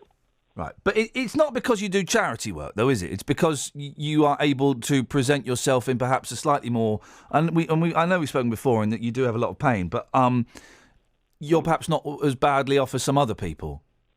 This is what they're saying. What they're actually saying is that someone who is an alcoholic, someone who is a drug addict, is a more vulnerable person than myself. I'm not presented as being vulnerable. So what they actually said, I've actually had to sleep in my car on occasion. I've spent 4 months sleeping on a building site in a storage cupboard. I've actually slept in a tent a couple of times. I thought the problem was, though, because you didn't want to get rid of the dog. Is it Lionel? Yeah. Well, I haven't got rid of the because the council were going to rehouse you, but because you wouldn't get rid of Lionel, there was nothing they could do. No, that is one excuse. That is one excuse that out of a number of excuses that they've given down along the line, and this is totally incorrect because they haven't even offered me temporary accommodation either in a bedsit or a hotel. Currently, at the moment, my solicitor has a person who's looking for housing at the moment who's staying in a hotel with a dog. So the information that they gave then was incorrect. Well, yeah, but Steve, it's really difficult to house someone with a dog. That's not a lie from the council. That's a fact. Yes, I am fully aware of that. And had you passed Lionel on to someone else, you would have got a flat, wouldn't you? I thought that was what we talked about 6 months ago. Yeah, no, they're still saying that I'm not as vulnerable people are. If the article that was written by Manios Perdios, the letter that was sent out, I've got no idea what that is. I sent it through to one of your researchers. Okay, well, I've not seen it, so I assume I don't know anything. Go on. Okay, they have paid a consultant to form a medical opinion about myself based on medical records 4 years out of date, based on medical records made in 2011 and 2012. Since then, my condition has deteriorated. I am now in the process of having my 5th MRI in 2 years.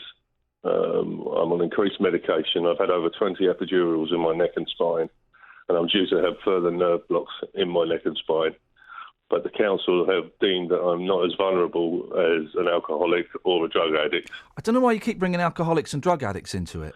I'll tell you the reason why. The YMCA in Watford is packed full of these people that they deem are more vulnerable. And God bless the YMCA for looking after those vulnerable souls. Yeah, God bless them. Yeah, and also they're putting them up in temporary accommodation, i.e., bedsits and hotels, even before I'm considered. But I don't know. But you.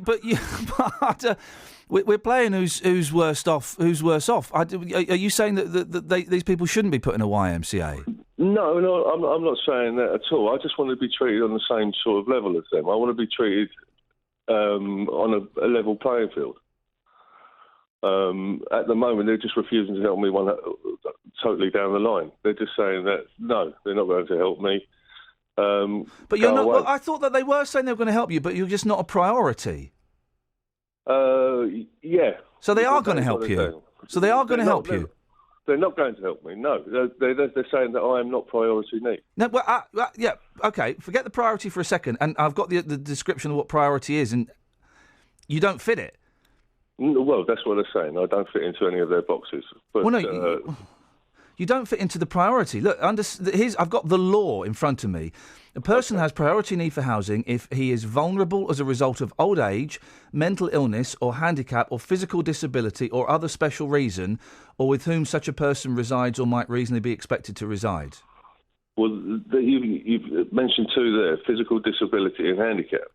I'm handicapped and I have a physical disability. But you're not as handicapped. You're not as handicapped as other people. Well, that is of their opinion. Well, no, that is fact because you can walk your dog, and I know that. I know that you know. I know we've discussed in your situation, but you can do things that other people can't do. Yeah, but I have to. I walk my dog as part of what the doctors actually say to me. And there are some people that can't walk a dog. They say that it's medical. My medical advice is to exercise. Yeah, but there are some people that can't walk a dog. Well, okay, yes, but there are things that they can do that I can't do. Well, all of this there's different levels of disability. Yeah, exactly, and there are a lot of people that are more disabled than you. I'm on 20 odd tablets a day, which mean that a lot of the time during the day I'm left sleepy, I'm left lethargic. I suffer mood swings, which is one of the side effects from happening with the amount of morphine and medication that I'm taking. But this isn't taken into consideration. They're saying that this is not something that makes me vulnerable, or this is not something that makes me a priority need. Wouldn't all of this have been sorted 6 months ago if you'd have just let Lionel go and live with someone else? No, I don't think so. Well, they were going to offer you. They were going to offer you somewhere to live, weren't they? If you got rid of the dog. No, they weren't. No, they weren't. No, they weren't going to offer me anything at all. Because I completely misunderstood the story that we did 6 months ago. I thought that was the whole point of it. That was one of the issues. That was one of the major issues. But they were still not going to help me back then either. Part of the problem is that their hands are tied. Local government hands are tied by central government. Okay. Best analogy I can give you is that if you go into a shop and everything's £10 and they're given £5, they can't find places for people. And part of the problem is that all the housing officers now, they're not doing their jobs as housing officers. I sort of kind of upset them by saying to them that their actual job now description should be hotel booking clerk, because they're not actually looking for houses for people because their hands are tied. It's easier for them to book people into hotels and temporary accommodations. 2,500 people in Watford looking for accommodation, and all they're doing is booking them into hotels and beds. Well, because they haven't got the accommodation, have they? Yeah, but part of the reason is the central government are tying their hands. If they actually sat up and said to central government, look, we can't do our jobs properly. This is the argument I've had with them, is that surely they should kick up stink and say, I can't do my job. But it's easier for them to turn around and book people into hotels and book people into bedsits rather than, be seen to be going against the establishment. It's not it's not true, is it, though, that you've been refused housing because of your charity work? It is. If you read the article from... if you speak to your researchers, there's a letter that was sent through... OK, to your researchers. I've got the statement from the head of housing, Perry Singh, who says the independent...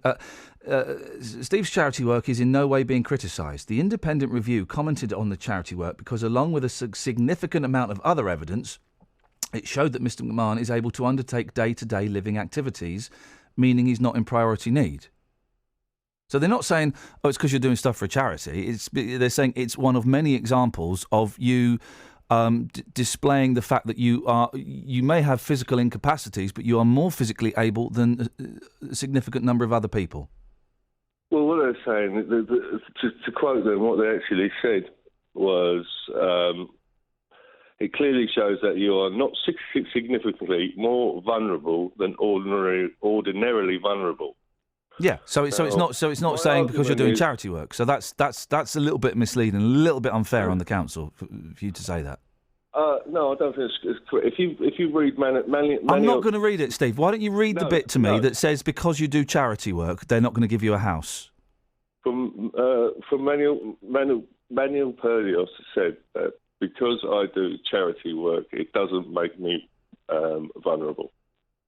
Who's this fella? Who's this name you keep quoting? Manuel Perdios is a consultant. He is a gun for hire. Is paid for by Watford Borough Council to do reviews on each claimant. What would you like to see changed, Steve? I'd like to be treated on a level playing field more than anything else. I'd like to see local government have more control over their funding, over their housing. I'd like to see at least someone stand up and say, I can't do my job. OK. All right, Steve, listen, thank you very much indeed. 03459 455 555. You heard Steve's story there. Your thoughts on it, please. Do you think that he is being attacked because he does charity work? Do you think that he's being unfair towards the council? I'm not quite sure why drug addicts and alcoholics kept getting mentioned, but there you go. 03459 455 555. Let's get the travel. Travel news for beds, cards and bugs. BBC Three Counties Radio. It's really busy on the M25 anti-clockwise between junction 17 for Maple Cross and 16 for the M40. It's also really slow on the M1 southbound between junction 10 for Luton Airport and 9 for Redbourne, and the A1 is busy too southbound from the Holiday Inn towards Stirling Corner. In St Albans on the North Orbital Road, it's looking very busy on the speed sensors between the Park Street roundabout and the London Coney roundabout. That's because of the roadworks. And on the trains, Great Northern have delays between Stevenage and Alexandra Palace because of overrunning engineering works between Cuffley and Bowes Park. That's taking 20 minutes longer than normal. Samantha Bruff, BBC Three Counties Radio. Across beds, hearts and bugs. This is BBC Three Counties Radio.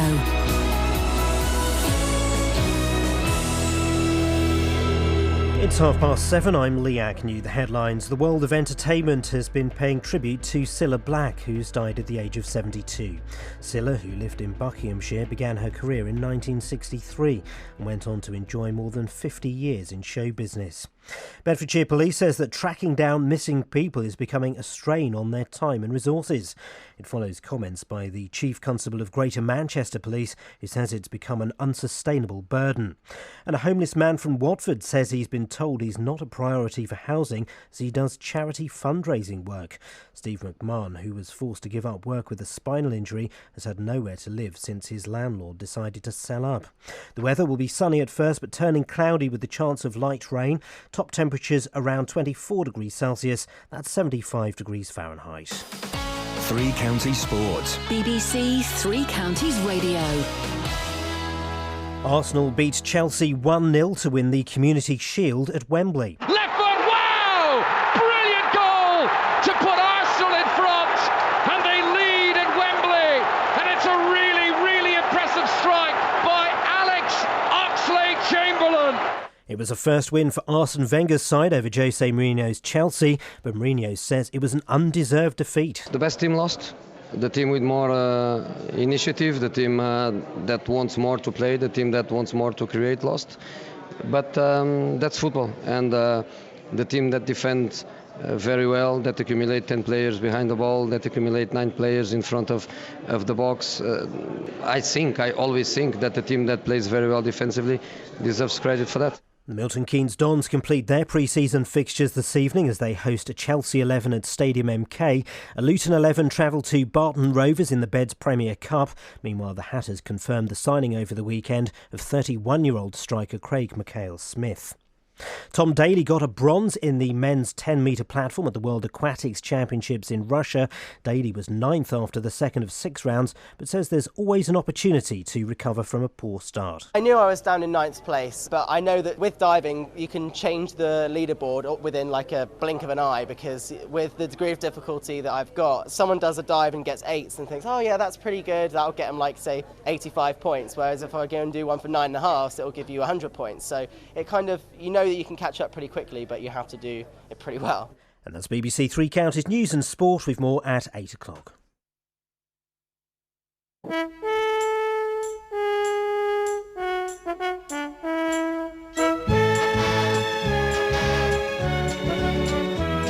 There once was a wealthy man who had a wonderful idea to bring children from all places with all kinds of faces together into a sailing ship. There were 40 boys and girls. They would sail their ship around the globe, so they called it the United World. The ship was just 3 weeks from shore when a hurricane bore it down. The waves were big as mountains. They felt they would surely drown. They jumped into the lifeboats, rowed away from the wreck. They didn't count them, they hadn't time. 5 children were left behind. The children fought the storm all night, then finally fell asleep. They didn't realize the ship had been blown across a reef into the lost islands. But hiding in the bushes was a watchful pair of eyes, and living in the valley were people lost in time, ruled over by a tyrant whose face was in a mask. The children must defeat him so they can escape at last from the lost islands. The lost islands. Have some of that. Have some of that, Dealey. Yes. Morning, yes. boss. Morning, boss. How are you? Oh, I'm struggling this morning. I'll be honest, I'm struggling. Why? There's no vibe. There's nothing in the papers. One of the stories I think is a little bit... The other story, we've got guests that got nothing to do with it. Do you know what I mean? Kind of, but let's lift the vibe then. Let's Come on, it's lift Monday the morning. vibe. Come on, let's do this. But actually, I've got a very... we don't normally do this, but as we know, the showbiz sky is a little bit darker today, Justin, because we lost Cilla Black, and I don't normally do this, but I've been sent an email from Scott that I'm going to read. It's his memories of Cilla, and I just thought it would be a nice. Is this music too? I mean, it's Bohemian Rhapsody. I don't know. Yeah. I don't sound like I'm taking the mic. Hang on. No. What's this? Hang on. Here we go. No, that's from Star Wars. That's no you. Here we go. This is nice. This is nice. Yeah, lovely. Let's get the email. Where's he sent it to? Oh, I think I might have deleted it by mistake. Oh, well, that's awkward. Oh, where's he sent it? Oh, hang on a minute. Hang on. Just bear with me, Justin. Bear with me. No worries. I'm Bear sure with me. these are very precious memories. They are. It's a really nice email from Scott, of all people, which is unusual. Hang on.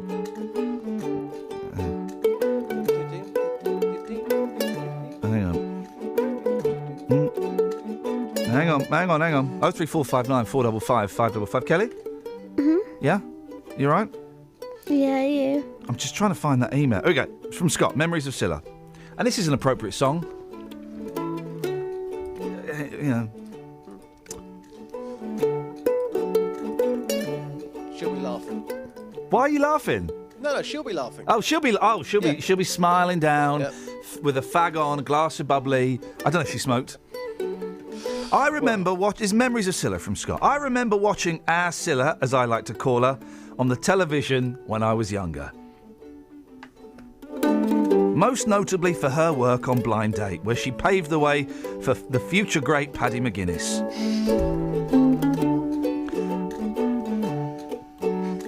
The great thing about Blind Date was when she said, "Here's our Graham with a quick reminder." When Graham, who we never saw, he was behind the scenes somewhere, would read out would read out a short synopsis of each contestant.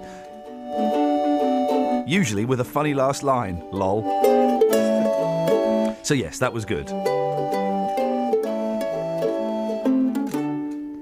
I also remember our Scylla in Surprise Surprise.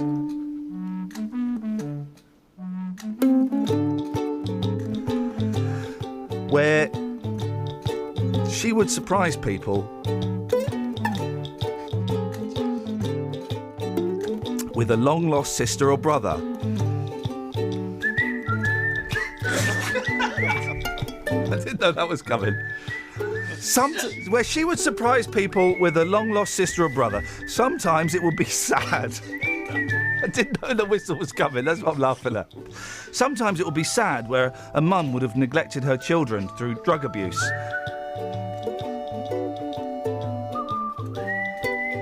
But later got clean and wanted a second chance. Thanks for the memories, Alcilla. You were a real fun gal. Miss you. Love, Scott.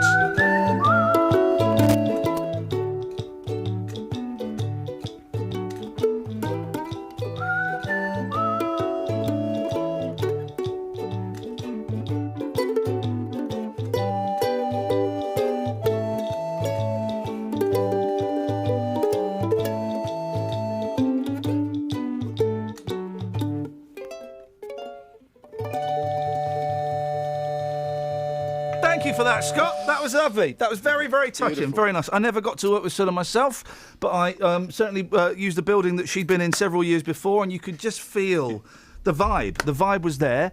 72's no age at all, is it, just these days? No age at all. And I made the mistake last night of saying to my mother-in-law, oh, well, she was quite old, and she went, hang on, she's only a few years older than me. Oopsie daisy. Oopsie daisy. And no one seems to have a bad word about Scylla to say. And speaking of words about Scylla, you've taken this to the street. Scylla Black in one word. Absolutely. Later on, we have got a full tribute package coming up. Yep. But some people found this very, very hard. The guy at the end, I think you're going to absolutely love. So, on the streets this morning, Scylla Black in just one word. Here's what happened. Richard, how are you this morning, Dick? Handy. Hey, what does that mean? Handy, lovely, jubbly. OK, Dick. Scylla in one word. You just can't say any words for her, can you? You know, she's been a marvellous lady all her life to everybody. But in one word, if you had to describe Scylla in one word, what would it be? Fabulous. Thank you so much. Cheers, Dick. Bye-bye. Madam? Lively. Frida, one word. Describe our Scylla. Excellent. Prince, Scylla Black in one word, and one word only. How would you describe her? Brilliant. And she, you could never replace her. Definitely can't. Because at the end of the day, she's number one. I think she is. What, the best female singer of all time? Of all times. You know, because I grew up when a little boy. Yeah. I used to listen to her all the way through. And you can't go wrong with that. Julia, how's the vibe this morning? Very tired. Okay. Scylla Black in one word. Surprise, surprise. No, that's two. Okay. Surprise. Come on. You can't have surprise as one word. I'm not willing to accept that. Come on. One word. Amazing. There you go. No, that's four. Oh, gosh. Amazing. There you go's four. Just need one word. Woman. This is hard. Woman. Why you tried it? This Woman. is hard. I've had 2 hours sleep. This is crazy. He's had loads of sleep. I dream of having 2 hours sleep when I get an hour's sleep. Yes. When I get an hour's sleep, my dream is, I hope I get 2 hours sleep. Then I wake up and go, oh, no. Yeah, exactly. Woman. This is crazy. This is crazy, apparently. Oh, bless her. We're having a little bit of fun, but it's what she would have wanted, isn't it? Because that's what it's all about. And, of course, friends with the Beatles. Loads of pictures of her hanging out with the Beatles. Yeah, and, of course, they wrote some of her songs as well. I mean, she was just an absolute Step inside, love, I want incredible. you to. Step inside, love, I want you to. Step inside, love, I want you to. Step, bam, bam, bam, bam, bam, out. Paul McCartney. Yeah, brilliant. Justin, you're going to do us a Scylla package, a Scylla Blackage? No, probably not. For later on in the show? Yeah, absolutely, because I think, some of the tributes are going to be quite, how can I put them, some of them quite bland. Yeah. Well, we're going to try and make our package from the heart, obviously some clips of what people have been saying about it, but also, of course, more importantly, what people are saying on the streets. That full tribute to Scylla coming up later on after 8:30. Here's the thing, right? Because whenever someone dies, and I bet this fella's been on the telly, what's his name? Ozzy... what's his name? Ozzy Osbourne? No, the fella... Lizo Mambuzo. Yes, Lizo Mambuzo, yes. I bet he's rubbish, right? Because, and with the greatest of respect... Well, I've just said he's rubbish. There's literally no respect there at all. He's a kid. He doesn't know nothing, right? He doesn't know the impact that Scylla had on the world. He's not got life experience, okay? Gambaccini, I mean, there was vicious rumours about Paul Gambaccini going around that maybe, it's been proved that he wasn't, but maybe he was killing off pop stars just so he could do obits about them, and he's been questioned and he's been found not guilty of that, which is good. And he's great. I like Gambaccini because you know that he knows his onions. Yeah, he used to be a grocer, so he knows he knows his stuff, and when he says it, you know he's being sincere, but. He's been doing it forever. When Paul Gambaccini dies, who's going to do a report on him? Lizo Mambuzo? I hope not. Tony Blackburn. No. No. You should, Dealey. You've got an in with radio. You were on Radio 2 the other week. You totally pwned Jeremy Vine. You totally pwned all those other local radio muppets that went on there to talk about their little stories. Yep. You pwned it. You were gutsy, you were common, and I mean that with respect. I mean that. I thought, you don't get that on Radio 2. They're all la-di-da-di-da-das. Yeah, and then you go on there, you were real, mate. You were real. Sometimes you just got to tell things the way they are with a little bit of passion. Yeah. Were you smoking? When? When you were on air on Radio 2, I thought I could hear you having a little drag on a growler. No. Unfortunately, with our new building, you're not allowed to smoke inside the new building, I was not smoking whilst on air. We weren't allowed to smoke inside the last one, but we all did. Yeah, Sat there listening to Revolver. Anyway, what I'm saying is, you've got an in with Radio 2. I think you could be the new Paul Gambaccini. Mate, that means a lot, thank you. Hang on a second. I'll have a latte and a Gambaccini. Skinny Gambaccini, there's an oxymoron. Thanks, Justin. Cheers, boss. Travel news for beds, cards and bugs. BBC Three Counties Radio. There's a lane blocked on the M25 anti-clockwise between junction 26 Forth Mabbey and 25 for Enfield because a lorry's broken down, so that's starting to cause some queues. On the M1 it's slow southbound from junction 13 for Bedford towards junction 12 for Flitwick, and the A5 is also really slow southbound from Lynch Hill towards the M1 at junction 9 for Redbourne. In St Albans on the North Orbital Road, it's busy between the Park Street roundabout and the London Coney roundabout because of the roadworks, and on the trains Great Northern have delays between Stevenage and Alexandra Palace of 20 minutes because they're running overnight engineering works between Cuffley and Bowes Park. Samantha Bruff, BBC Three Counties Radio. Thank you, Sammy. 7:46. It's Monday, the 3rd of August. I'm Iain Lee, and I'm getting a little bit of a headache. These are your headlines on BBC Three Counties Radio. Stars from across the showbiz world are paying tribute to Cilla Black, who's died at the age of 72. Bedfordshire Police say it's struggling to deal with a growing number of missing person reports. Missing persons. Missing people? And a homeless man from Watford says he's been told he isn't entitled to a council house because he does charity work. Let's get the weather. Here's Elizabeth. Beds, Herts and Bucks weather. BBC Three Counties Radio. Hello, very good morning to you. Some fabulous weather around again today, although we do have some clouds spreading in from the west. It's still going to feel very warm today, although admittedly temperatures towards western areas of Buckinghamshire won't be quite as good as we thought yesterday. We'll see the highest values towards eastern areas of Hertfordshire, and that is where the sunshine is going to hang on for longest as well. So some clouds spreading in from the west, most of it quite high, but it will tend to thicken as we head through the afternoon. Altogether a cloudier day, the best of the sunshine through this morning, and that hanging on longest towards eastern western areas, of course, as I just said. Top temperatures today, I think we'll be up to around 23 or 24 degrees Celsius.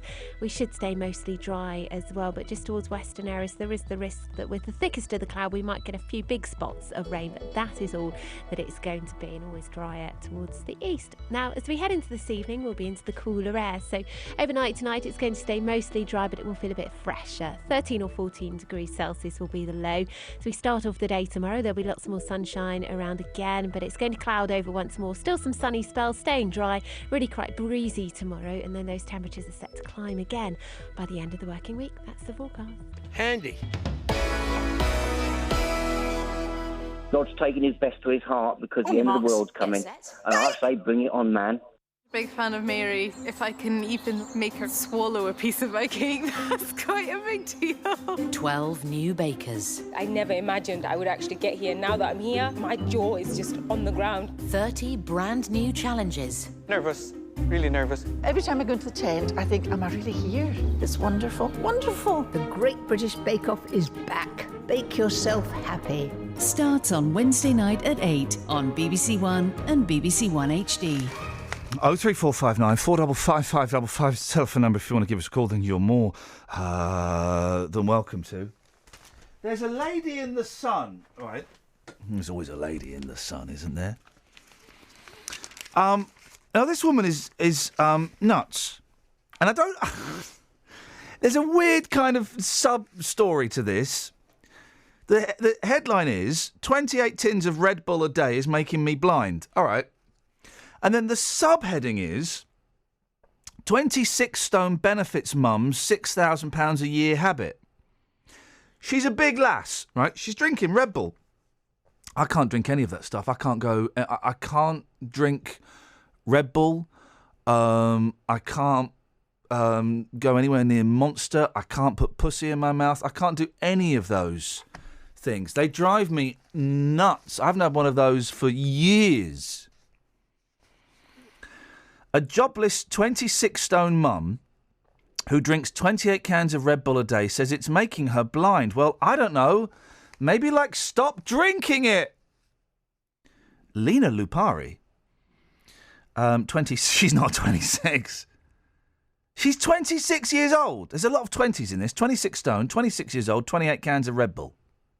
If she cut down to 26 cans of Red Bull a day, it would be the perfect story, guys. Lena Lupari, 26, gets 3,000 calories daily from the drink, which costs nearly £6,000 of her benefits a year. But she wants the NHS to pay for gastric band surgery. I mean, I bet these drinks are addictive. A lot of sugar, a bit of a buzz. I remember when I gave up caffeine. Those were dark days, guys. Very dark days. Headaches, depression, lying down in a darkened room. Awful. But she wants the NHS to pay for gastric band surgery. She said, I'm hooked on Red Bull. It's like a Class A drug. But recently I started getting migraines and then black spots in my vision. Listen to the next line. My gran had the same symptoms and was within 2 years she was dead. Well, stop doing it then. I'm trying to cut down, but I've tried before and I always relapse. I cannot let it go. Is it true? Now, this is going to sound vulgar. I'm sure I have read this somewhere. That are you ready for? Are you ready for this? And I say, bring it on, man. Okay. Red Bull has got it's got Bull's I'm just going to say it, semen in it. I'm sure that's true. 03459 455 555. I'm sure that's true. Handy. Very. I'm trying to cut down, but I've tried before and I always relapse. The mum of three spends more than £450 of her £1,800 monthly benefits on the drink. Hang on, she's a mum. Flippin' heck. She has 7 litres a day. 7 litres a day, Mark! Hello! 7 litres of Red Bull a day! Good morning. Yeah, that's too much, isn't it? Oh, blimey. It's been a long time since I've had Red Bull, sort of thing. Oh, dear. Hang on, here we go. The stories... I'll be climbing up the walls of the building. Oh, my boys at the weekend heard the classic Lionel Richie party tune, Dancing on the Ceiling, for the first time. They thought it was hilarious. They were then going around pretending they were actually dancing on a ceiling. Several broken bones later. Anyway, this story, like some of the stories I'm dealing with at the moment, this is nonsense as well, because she says 28 tins of Red Bull a day is making me blind. So it's not the amount of Red Bull she's drinking, right? It's the fact that she's fat. Lena has put on so much weight, her brain has swollen. Medics told her to lose 7 stone or go blind. Well, you'd have to give it up, wouldn't you? That'd be the. Here she goes. Now, look, I don't like to laugh at these people, but, right, I deserve surgery on the NHS. Honestly, I hardly eat anything. Oh, come on. You'd be better off having a couple of pies a day and cut off the Red Bull, I would have thought. A couple of pies a day and cut down the Red Bull. What you got for us, Marky Mark? Well, I was thinking my own national treasures. You're talking about national treasures, and it was really sad loss losing Chiller, because I love my girly jukebox, all female artists of the 60s. Girly jukebox? Blimey, that sounds a little bit risque. Well, I call it my girly jukebox because I love girls of the 60s songs, records and things. Yeah, I always have done. But I reckon my national treasures are Justin Dealey for playing good music, and Bernie Keith, and not forgetting Kelly Betts for BBC Introducing. Right, well, that's just Bernie Keith. Yeah. Have you heard the film? Have you heard the film reviewer he has on a Friday? Awful. Oh, we love Bernie. We love Bernie's rock and roll heaven. Brilliant. Okay, hang on a second. So Justin Dealey, Kelly Betts, Bernie blooming Keith. What about me? Well, yeah, you're just sort of the Marmite presenter, aren't you? This sort of thing. I'll come and spread myself all over your cheeks. No, hang on, all over your bread. I meant to say bread. I don't know where cheeks came from. Not spreading myself. Yeah, well, then good for you. Thank you very much indeed, Mark. I'm not going to spread myself all over his cheeks. Oh, Mark. Yeah. Lino's tweeted. Right, he's got a problem. Yeah. He says, I've got British Gas coming round to install a smart meter. Do I offer him a tea or a coffee? Offer him whatever his preference is. Well, hang on. His preference might be all kinds of naughtiness. Well, yeah. Well, you just say, what would you like? No, I don't. The thing is, right, I replied to Lino, no, don't offer him that. He'll only say yes. Well, you've lost me here a bit. You just ask the bloke, would you like a cup of tea? Sometimes they'll just say, no, I haven't got time, mate. They'll always say yes. Then you've got to make it. Then you've got the pressure and the anxiety of making a high-pressured cup of hot drink for somebody you don't know. Do you take sugar? Do you take milk? Is that enough milk? Is that too much? Is that too much? Is that strong enough? All of that nonsense. And then what they do, and I've done this, they won't drink it while they're doing the job. They'll finish the job and then they'll go, oh, this is still warm. And then they'll stand there talking to you.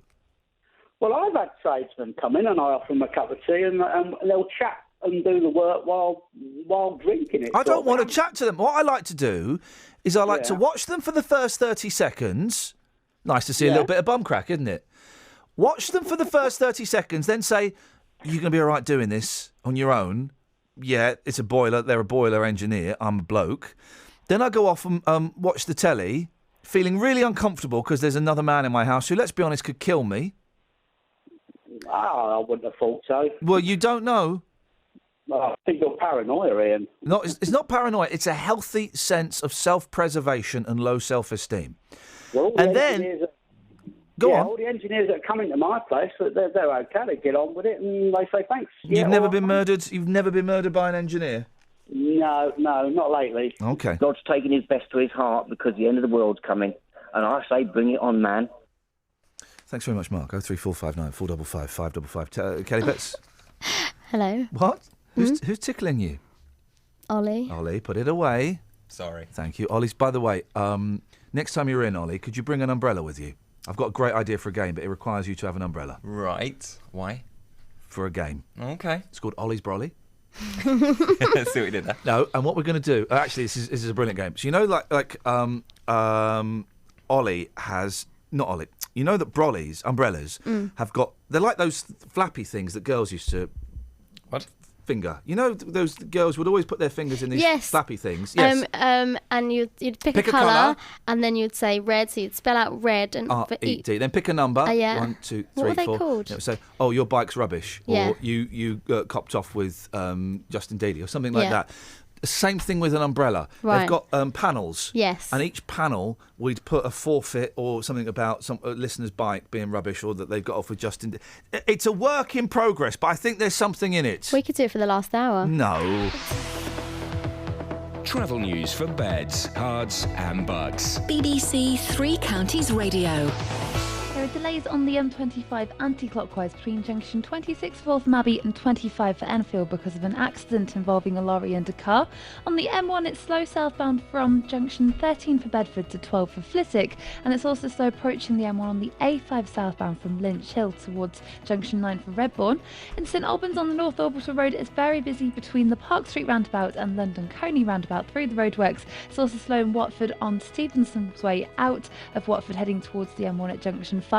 On the trains though, Great Northern are resuming a normal service again between Stevenage and Alexandra Palace after the overrunning overnight engineering works have been finished between Cuffley and Bowes Park. Samantha Bruff, BBC Three Counties Radio. Thank you, Sammy. I realised that... God's taking his best to his heart because the end of the world's coming. And I say, bring it on, man. I didn't actually question him about that. Does he genuinely believe the end of the world's coming? Oh, my. Local and vocal across beds, hearts and bucks. This is BBC Three Counties Radio.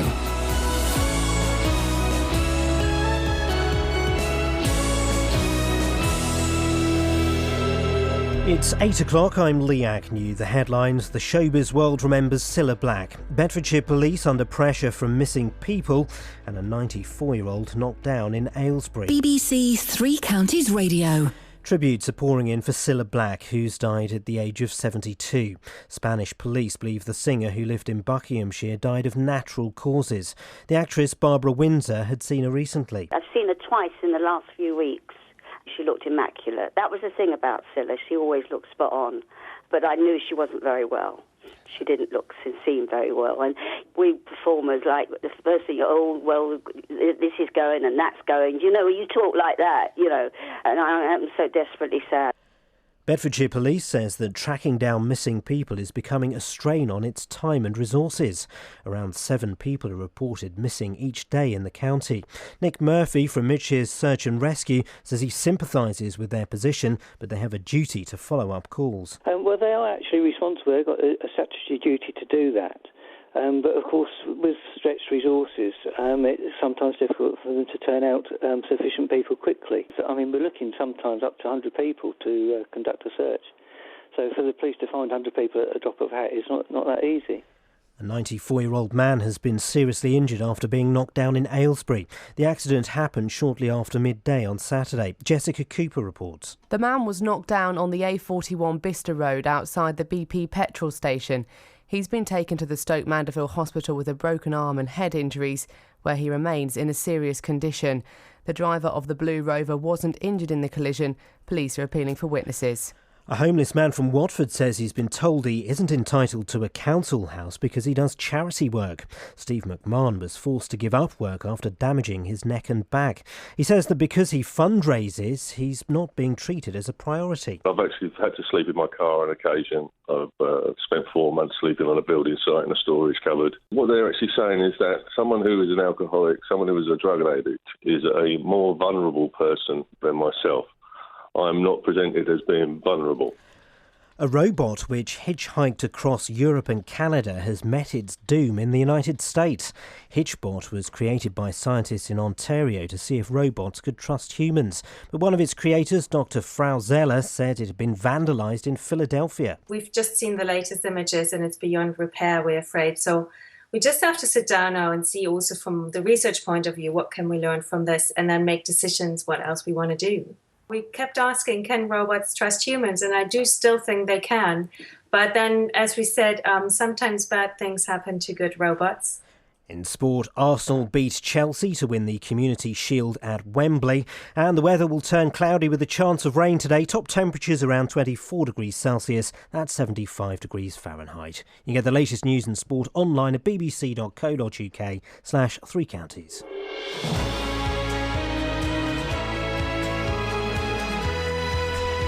Poor old Hitchbot, huh? we built a robot to see if robots can trust humans. The answer is a resounding no.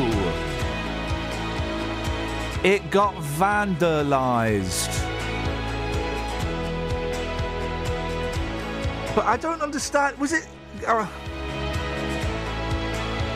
was the robot hitchhiking on its own, genuinely? There must have been someone with it. I don't think robots have thumbs, do they? Because if they get opposable thumbs, then boy oh boy, we are all screwed. It's Skynet all over again.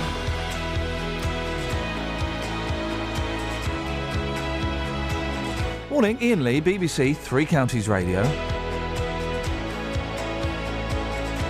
Ah, man. If you want to give us a call this morning, what are we talking about? Well, Cilla Black in one word, please. Alternative national treasures. Rick Waller, there's one. Where's that guy gone? Disappeared up his own ego. I met Rick Waller. Man alive, what a... Well, maybe he's changed, but at the time, he was obnoxious. Oh, and you know the rules. You can call in about anything. Across beds, hearts and bucks. This is BBC Three Counties Radio.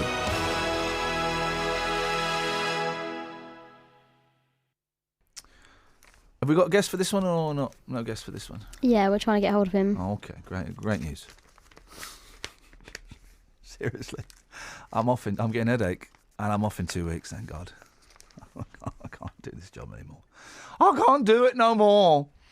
03459 455 555 is the telephone number if you want to give us a call. You can give us a call about anything. You know the rules, guys. So give us a call about absolutely anything. Hey, so the Pope, this is weird, right? The Pope has given his blessing to a wedding that took place, right? But it's the wedding of Dec, of Anne Dec. Anne Dec has got married and the Pope's got in touch. How does that happen? Is the Pope a fan of Saturday Night Takeaway of all things? Really? That would be incredible if that was the case. Dec's... Oh, hello. All right, guys, calm down. Dec's Pope Idol. What song is this?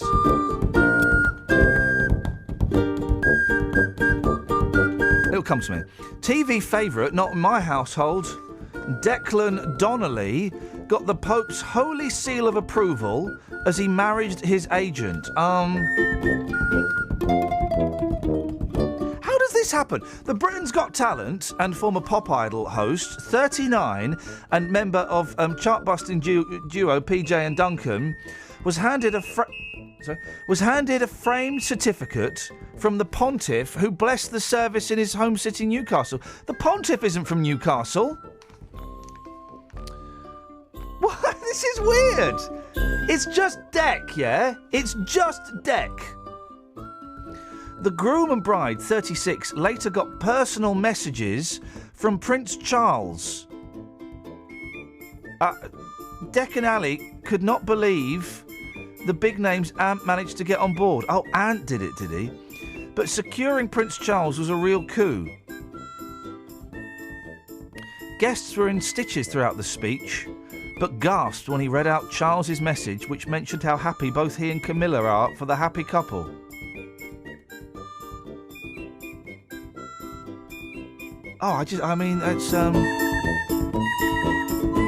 It's crazy days, guys. 03459 455 555 is the telephone number if you want to give us a call. Now, tracking down missing people is becoming a burden on Bedfordshire's police's time and resources. That's according to Police and Crime Commissioner Ollie Martins, who says that on average, 7 people a day are reported missing to Beds Police. It follows comments by the Chief Constable of Greater Manchester Police, who says that spending police time on finding missing persons has become unsustainable. Detective Superintendent Sian Basra is from the Public Protection Unit at Beds Police. Morning, Sian. Is it a burden on resources? It's not a burden. I would say it is a drain on resources because we have seen the number of missing children in particular go up. So it is a drain on resources, but it's a very important aspect of what we do. But what we've got to take into account is that there is a difference between missing and absent. And a large increase has been seen in those children who are absent, and we use our partners and local authorities to help us in making sure these people are safe. OK, so explain the difference to me, Sian, between missing and absent. Absent is quite simply where a person is not at a place where they're expected or required to be, and there is no risk. Missing is where someone isn't where they are, and it's out of character, and the circumstances suggest that they may be at some form of risk or harm. And so what kind of young people? I assume we're talking primarily about young people. What kind of young people would be absent then? People who may have been supposed to have been going to school and they're not at school. And who makes that decision as to whether it is the more serious missing or the not quite as serious absent? Well, it's a conversation, for those who report it into the police, it's a conversation that takes place between the person who reports it and the first point of contact within the police, normally our control room. We go through a checklist, we ask those relevant questions, we work with the person to establish the level of risk. Okay. And so it sounds like, Sian, that this, what do they call it, a multi-agency approach, basically loads of people helping out each other, that's already in place? It is already in place.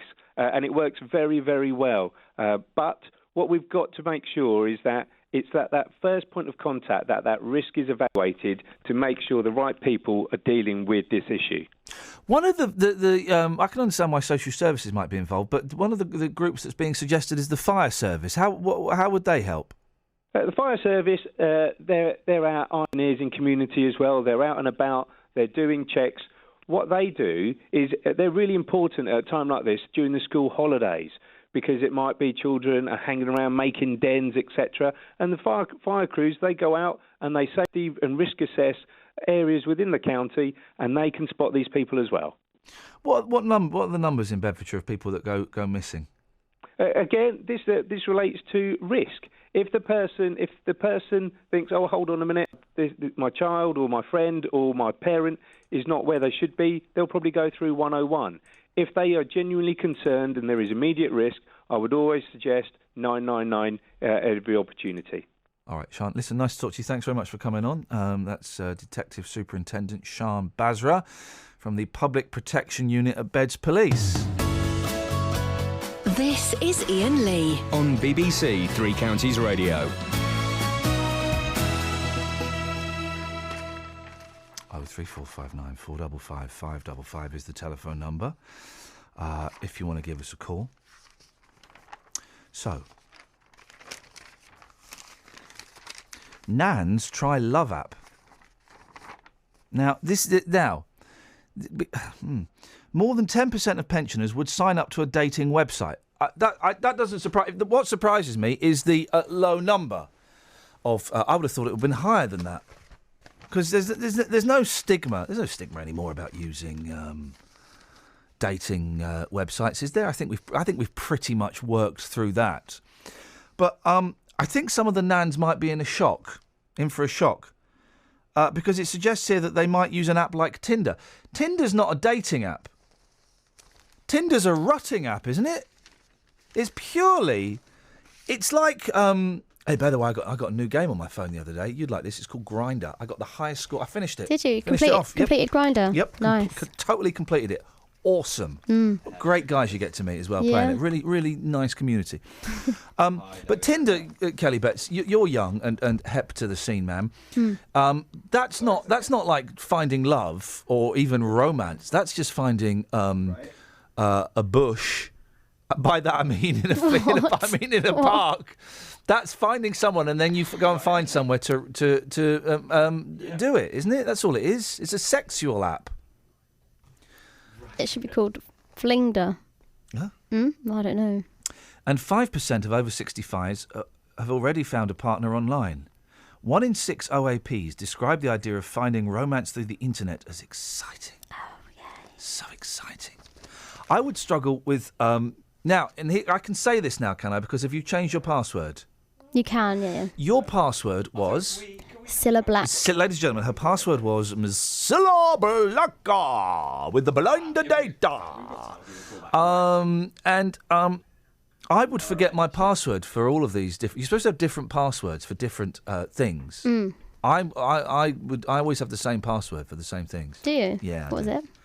I'm not telling you, but you could probably work it out. What you could do, yes. What some people do... Go on then. ...is, depending on the site you're in... Thank you. ...using the name of that site with a special number, so you'll never 69? forget it. You can do that. So you can have Tinder 69 as your password. Most of my... That's my username.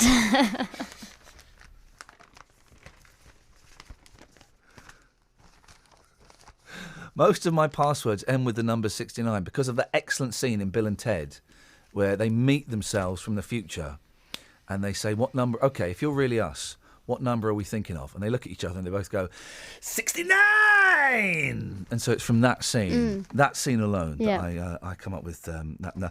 John, stay there. I'll be with you in a little bit. I've got some business to do. Let's have a little bit of trav. Travel news for beds, cards and bugs. BBC Three Counties Radio.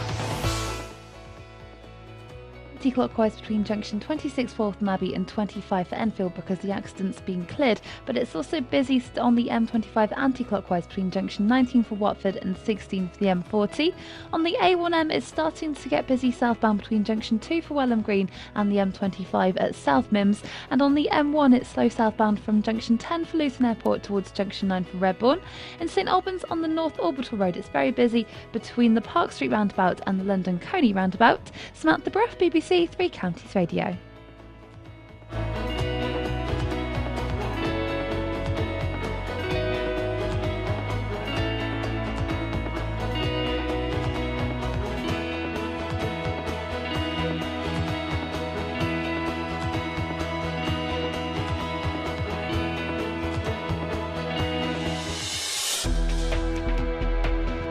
Thanks very much. Right, where are we? 8:15. Let's have a little chitty chat because Jonathan Vernon said, I've not seen you for ages. I know. Well, you saw me last week. I came in with my dog to introduce you. Well, I know. You loved her, didn't you? No. Oh. No. Oh. What was interesting? That was your mum, was it, with you as well? No. Who was? Oh no. Sorry. Who was that? Who was that woman that was with you? It was my Argentinian friend. Oh, all right. Because you didn't introduce her at all. So I did. Didn't I introduce her to you? Well, kind of as you were going, you went, oh, by the way, this is a... I didn't know who that was. Oh. But the dog comes in. He's the dog. Everyone... Well, I thought you'd be interested in the dog. Well, I was more... she was from Argentina. I would love a chat about that. Well... Oh, does she not speak English? Not great. Do you speak Argentinian? Un poquito, Oh, say. Okay, so a little. Sí, es no problema. Then what you've done there is you've just said an English word in a foreign accent with an at the end. It's amazing how, rather like Officer Crabtree, yes, if you just change the pronunciation of words, foreigners understand you. Do you know what I had? Oh, forget the news. It's forget that. Hang on, forget all of that. Forget all that. It's boring. It's true because when I go to Japan, and I did speak a little Japanese. I can't remember it now. Oh no, that's very different Japanese, isn't it? No, it's easy. What's that? No, I was saying I was actually speaking English then. It's easy. I thought you'd already slipped into No, it. I just spoke fast. But Japanese is easy because it follows really strict sentence structure rules. European languages and kind of the Latino languages, they're all over the place. There are no rules. There are more, kind of unusual. What do they call it? Not unusual verbs, rude verbs, disregarded verbs. I don't know. Whereas Japanese, really strict rules. There are basically 4 parts of a sentence, and if you want to make a sentence a question, you just put ka at the end. Beautiful, it's a question. That's why they build very good cars. Isn't it? Because they're very precise. Yep. And it's easy to read as well. Once you know the letters, you can read it. Really? Easy. I can't remember any of it now. I was hoping that the build-up of this story would climax in you speaking Japanese. I can't remember any of it now. Koriwa dani no kasa desu ka? Oh, it's very good. Arigatou gozaimasu. I can't remember. Kono basu wa Tokyo no ikimasu ka? Does this bus go to Tokyo? Oh, that's very good. Thank you very much indeed. But you can also. There was a band that I was after. I wanted a CD by a band called the Pizzicato 5. They're a Japanese band, and so I went into the shop and I said, "CD by Pizzicato 5," and the lady went, "Oh, CD by Pizzicato 5," and she went, "Oh," I went, "CD by Pizzicato 5?" She went, "Ah, yes, over here," and she took me to them. So you just do it in a good moaning, I was pissing by your window. Oh, not on my show, please. No, I know. The German bummers. Okay, please, not on my show. What? No, because, come on, it's me that will get told off for that. You can't say pissing by your window. Wando. Are they shouting stop through the... We got the kids in today producing. They're going to leave the kids producing a man who's got 3 weeks left on a contract. What do you think's going to happen? Oh, great to have you back. Oh, thanks very much. Although Tim was excellent. I gather. Excellent. Going back to my dog, did you like my dog? Well, you didn't like my dog. It was moister than I was expecting it to be. She does like to lick. I know, and I don't like to be licked. But this is going to get awkward, guys. She clearly... The fun bounce has gone, and now she clearly liked you, which is why she wanted to give you a little lick. I like Kelly, but I don't lick her. But you'd like to. Not since that court case, Kelly. If you were a dog, you'd lick Kelly. And that's why I don't like dogs, because they break society's rules and conventions. They haven't been to etiquette classes. It's true. Well, you should then I would say that Dog Borstal, Mick man who doesn't like me, is not doing his job properly. What? That she gave you a little lick? Yeah. At least she didn't have your hand off. Oh, so that's all right. She didn't have my hand off. So her invading my space, coming between my legs and licking me. She licked you between your legs? No, but she came between my legs. Yes, that's to say... And I had my hand down there to protect... That was to get the aroma of Iain Lee. I still don't know whether... I've got 2 kids. I don't know if that's enough at the moment. She stuck her head up an old lady's skirt once. Now, Kelly? That was embarrassing. Oh, we're talking about your dog still. Outrageous behaviour. She did. She stuck her head right up her skirt. Well, it was nice to Lifted it up. You could actually see a bit of her petticoat. Oh, I'd come where that was going. Luckily, she was wearing one. Well, it was nice to meet your dog. It was very nice to see your Argentinian friend walking out of the building. Well, I'll bring her in again if you want to meet her. I'd love to have a chat with her. Oh, okay. Hello, what is your name? Now, that's racist. What's on your show this morning? Coming up on the big phone in this morning, do you think it's time to be kinder or tougher with the Calais migrants? Oh. Last night, French police had to stop 1,700 attempts by migrants to invade the Channel Tunnel freight train terminal. 700 migrants were physically restrained. A police officer was hit in the face with a rock, and tear gas was used to disperse the crowds. As the crisis continues, the Swedish immigration minister has blamed the French and the UK governments for causing this situation by their refusal to settle enough asylum seekers. Yeah. Well, this morning, a lorry driver from Hemel has told my team that he's quitting his job due to the stress he faces getting to and from the continent. Listen to his story after 9, and I want your reaction as well on this. Do you think it's time to be kinder or tougher with the Calais migrants? I'll tell you what's been very interesting. While I was off last week, I was driving around the UK quite a lot. Oh. Staycation. I know. Oh, Yeah. I'd have lent you some money. If you want to go somewhere decent, I'd have given you a few quid, mate. Staycation. But I've been listening to lots of other radio stations, and a lot of the travel that focuses down on the Kent area. This operation. Why are you doing? Listen to a lot of BBC local radio stations. No, not necessarily. Okay, because I like BBC listening. national radio stations. Okay. Well, you should listen to the local ones. They're fun. Well, a lot of them are a bit rubbish. But I've been listening to lots of radio stations that are covering the Kent area. Yes. And this Operation Stack is having a massively detrimental effect on people down there. Yeah. But I think it's also starting to have a very, very detrimental effect on people up here as well. I mean, I wonder how many people who are running shops and businesses up here who are now struggling to get hold of stuff that needs to come over from the continent because of this disaster. But it's stopped now. Operation Stack has stopped now. Well, you say that, but the after effects will still be. The after effects are still going to resonating. be there, and the fact that they have to keep closing the tunnel while people keep trying to storm it. I mean, it's just getting ridiculous. Do you never listen to your, the other yous from around the BBC local radio? I have heard some of them. Yes. But I know a lot of people hate you. No, I know they do in this building even. But there's in this room. But honestly, listeners, you are so lucky to have JVS because all the other ones are rubbish. They are. Hang on a minute. I think that was a backhanded compliment. Are you saying they should be happy to have me because the alternative could be really rubbish? No, what I'm saying is that you are almost national radio standards. Almost. I quite like. I'm going to stop it there. Yeah. Probably best. Yeah. Stop it there. I'll see you at 9, ladies and gentlemen. Although there's a great presenter on BBC Kent at that time. This is Iain Lee on BBC Three Counties Radio. Well, aren't they lucky they pre-recorded that interview with the truck driver? He didn't answer the phone when we called him. When we called him. Oh, well. John's in Datchworth. John, of all people. Hello, sir. Morning, John.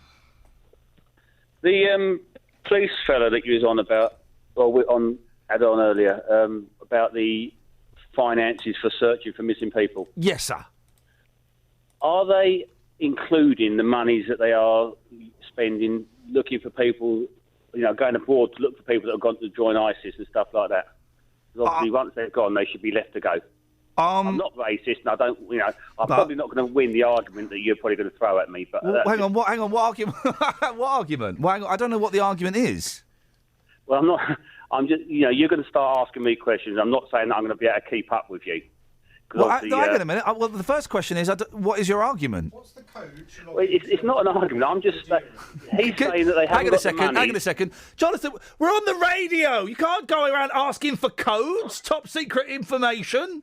I do apologise, John. Jonathan Vernon-Smith has forgotten basic studio etiquette. Right, what are you banging on about, John? Right, that chap we had on from the Bedfordshire Police saying about they haven't got the finances to locate missing persons. Yes. Or continue, whatever. Yeah. Are they spending any money looking for the people that are going to join the ISIS? Because a little while ago on the radios and that, they were saying that they were sending people abroad to look for these people. Right. I don't know if Bedfordshire Police done that. I don't know if that's. I don't know if that's included in it. Why? Well, because obviously, if that's what they want to do, then let them go. They aren't actually missing. They do something they want to do. Now, there are people that, older people that have got things, dementia, and they go wandering off, and those are the people that need to be looked for. Young children that, for one reason or another, go missing, whether they've been lifted or just wander off. How many people from Bedfordshire have gone off to join ISIS and been reported as missing? Well, there's a whole family a little while ago. Right. About 12 of them, wasn't it? Yeah, but I don't think. Why are we wasting money searching for them? Well, we know where we're not searching. We know where we're not searching for them. We know where they are. They were searching for them, weren't they? But you've got to. Supposedly missing. But that was before we knew where they were. So you've got to search for people until you find out where they are. But they were still on about going and getting them, especially the children. Well, I think we should get the children, shouldn't we? Well, then you can't split the families up, can you? If it's in the interest of the kids, So you can. Of course you can. You either go and fetch some of them, or you fetch them all, or you leave them all. Or you fetch... Hang on, let me get it right. You either fetch none of them... Yep. Some of them... No, or, you don't fetch some of them. That was one of the options you fetch just them all. gave. Oh, well, I apologise then. Apology You fetch accepted. Some of you fetch all of them or none of them. I don't even know. I'll be honest, John, right? Fair play. It's been a rubbish show today. Partly my fault. But it has and it is. As Justin says, my name is above the door and I take full responsibility when it's rubbish, right? And it's been rubbish today. Awful show. But I've made it worse. No, you've not made it worse. You've just made it even more confusing. I don't quite know what this has got to do with the story. You've obviously got beef with the family that went off to join ISIS. I'm sure a lot of people have. I've not got beef with any specific people. Right, but that policeman was on about not having the finances to locate missing persons. Yeah. Right. If people are going to go abroad for one reason or another, not necessarily just the ISIS, but if they want to clear off, ISIS. right, Yeah. and do what I consider supposedly the wrong thing, yes, then let them go. I right? agree with you. When they've located them, they are still wasting money deciding what to do with them. Should we go and fetch them? Should we not go and fetch them? They've gone. They know what they've done. They've gone. They're saving the police's money. I agree with you. Pretty kind. And my short answer is I agree with you. Your long answer is? Oh, I haven't got time. The long answer is I'm still The long answer is I think there are certain caveats, but the short answer is, John, yes. I'm on your side. Okay. What's a caveat, by the way? I've heard you say that several times. I'm only a humble truck driver. Caveat's one of those. It's one of those kind of glass things where you put in coffee beans and hot water, and then you leave it for about 10 minutes, and you push the plunger down, and you get a nice cup of posh coff. Is it? No. Travel news for beds, cards, and bugs. BBC Three Counties Radio. On the M25 clockwise, the exit slip road at junction 25 for Enfield has been blocked by an accident, and that's between a small truck and a lorry, so it's starting to cause some delays. On the A1M, it's very busy southbound from Welland Green towards the M25 at South Mims, and the A1's also very busy southbound from the Holiday Inn towards the Stirling Corner. In St Albans on the North Orbital Road, it's very busy between the Park Street roundabout and the London Coney roundabout. That's because of the roadworks. And in Hitchin on the A505, that's slow eastbound between Wibbly Wobbly Lane and Parkway. Samantha Bruff, BBC Three Counties Radio. Sammy, thank you very much indeed. Last 30 minutes of the show, 03459 455 555. Thank you for that call, John. I'm still kind of scratching my head ever so slightly, but, you know, I tell you what, in the next 30 minutes, let's never mention this show ever again. Across beds, hearts and bugs. This is BBC Three Counties Radio.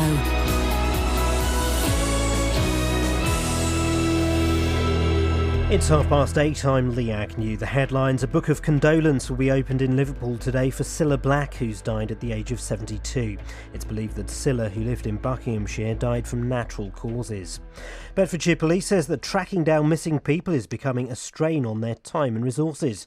It follows comments by the Chief Constable of Greater Manchester Police, who says it's become an unsustainable burden. And a 94-year-old man has been seriously injured after being knocked down in Aylesbury.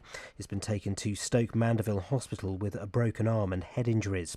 The weather will turn cloudy with a chance of rain today. Top temperatures around 24 degrees Celsius. That's 75 degrees Fahrenheit. Three Counties Sports. BBC Three Counties Radio. Arsenal beat Chelsea 1-0 to win the Community Shield at Wembley. Left foot, wow! Brilliant goal to put Arsenal in front, and they lead at Wembley, and it's a really, really impressive strike by Alex Oxlade-Chamberlain. It was a first win for Arsene Wenger's side over Jose Mourinho's Chelsea, but after the match, Mourinho seemed to avoid shaking Wenger's hand. It's not true. You have to look at it, and it's not true. We saw you. No, you didn't. You saw me wait for them and to shake the hands of everyone that left the stairs just in front of my direction. So you are not right. You have the right to have an opinion. You have the right to behave like you want. So that doesn't bother me, honestly. What is important is that's a great day for Arsenal. We won the Community Shield. I think it's the 6th time since I'm here, and that's great. The Milton Keynes Dons complete their pre-season fixtures this evening as they host a Chelsea 11 at Stadium MK. A Luton 11 travel to Barton Rovers in the Beds Premier Cup. Meanwhile, the Hatters confirmed the signing over the weekend of 31-year-old striker Craig McHale-Smith. Tom Daley got bronze in the men's 10-metre platform at the World Aquatics Championships in Russia. Daley was ninth after the second of 6 rounds, but finished third, the same as at the 2012 Olympics. It's interesting to see the same 3 people on the podium today as it was in the Olympic Games in 2012. So looks like we still got it. It just needs to shuffle around for next year. Hopefully I'll end up on top. And that's BBC Three Counties News and Sport with more at 9 o'clock.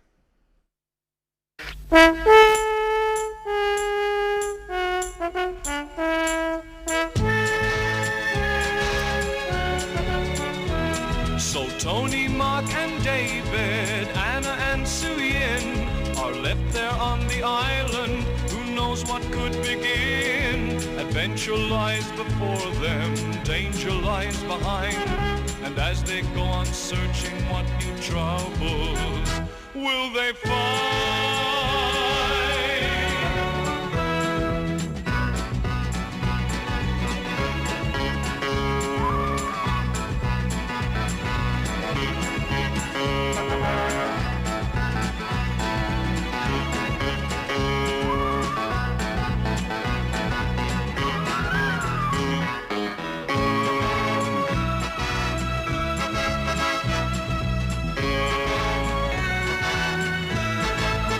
Oh, Rolf Harris, will you please let it lie?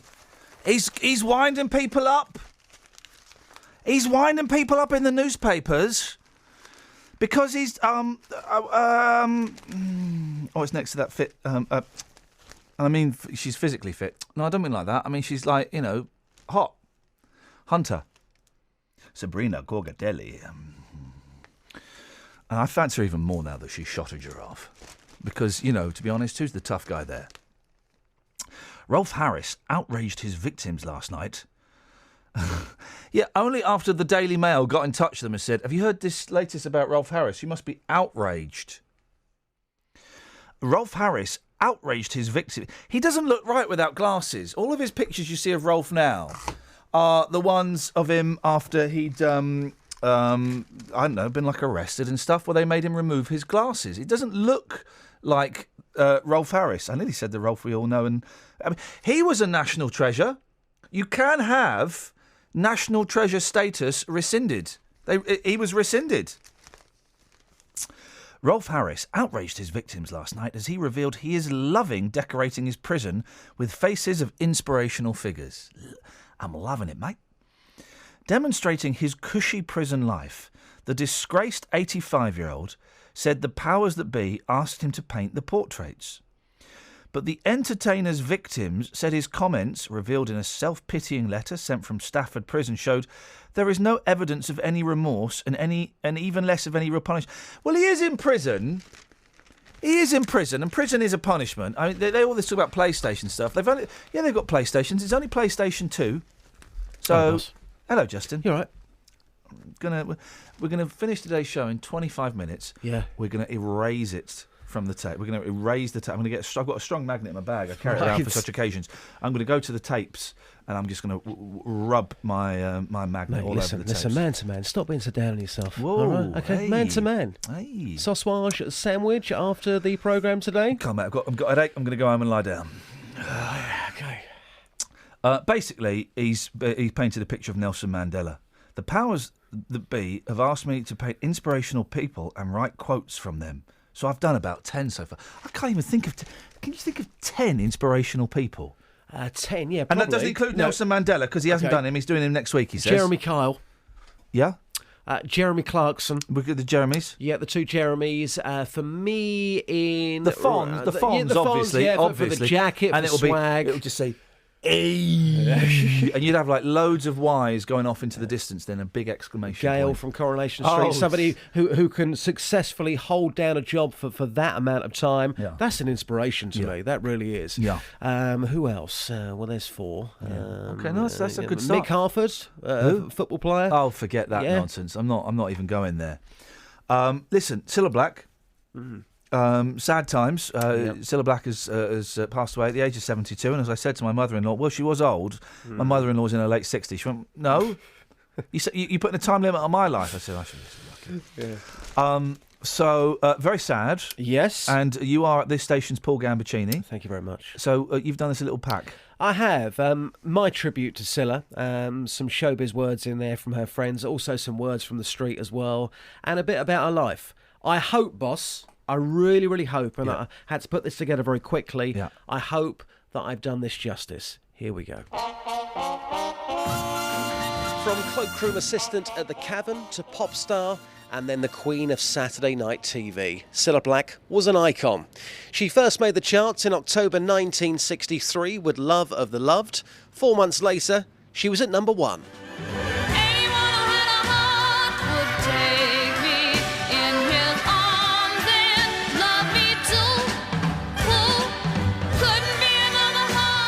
Other hits included You're My World, You've Lost That Loving Feeling and Alfie, which took 31 takes from a demanding Burt Bacharach. I believe in love, Alfie. Without true love, we just exist, Alfie. And then came TV, and as Cilla says, she didn't go looking for TV, TV came looking for her. We have found your daughter, Dawn. She's right behind those screens, waiting to give you a big hug. Come in, Dawn. Come and say hello to your dad. I remember interviewing one little girl on the show. She was 18. She said, you know, it's always been my ambition to appear on Blind Date. I said, well, how long have you had this ambition? She said, since she was 8. Ladies and gentlemen, it's Blind Date. And here is your host, Miss Cilla Black. Because you see, people forget that Blind Date was running for 18 years. Many showbiz tributes have been coming in, including this one from Lionel Blair. She was so much of the people. She was such a friend. She was a mate to everybody. And that's what she was. She was a friend to everybody. And I can't tell you how it's upset me. Here's what the streets had to say this morning. That's a sad thing, really, you know. Grew up with her music sort of thing, you know. My reaction, I feel very, very, very upset about it, and just because I really liked her. I used to watch Blind Date and stuff like when I was younger. Oh, I'm quite sad about it. The word star is often overused, but not when it comes to Cilla Black, Liverpool's Cinderella, who has died at the age of 72. Rest in peace, Cilla.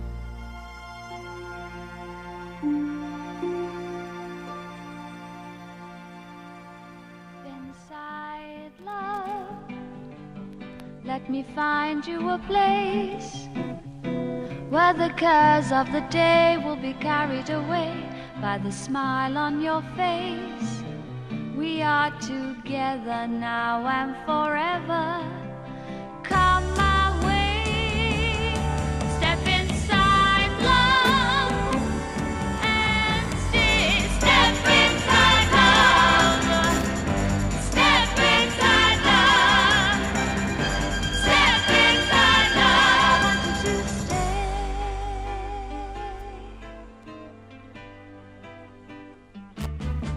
You look tired, love. Let me turn down the light. Coming out of the cold, rest your head on my shoulder and love me tonight. I'll always be here if you should need me.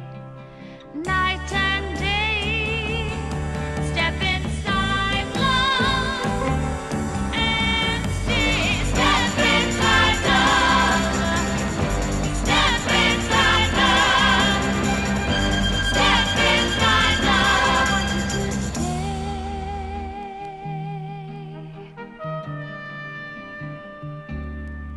When you leave me, say you'll see me again.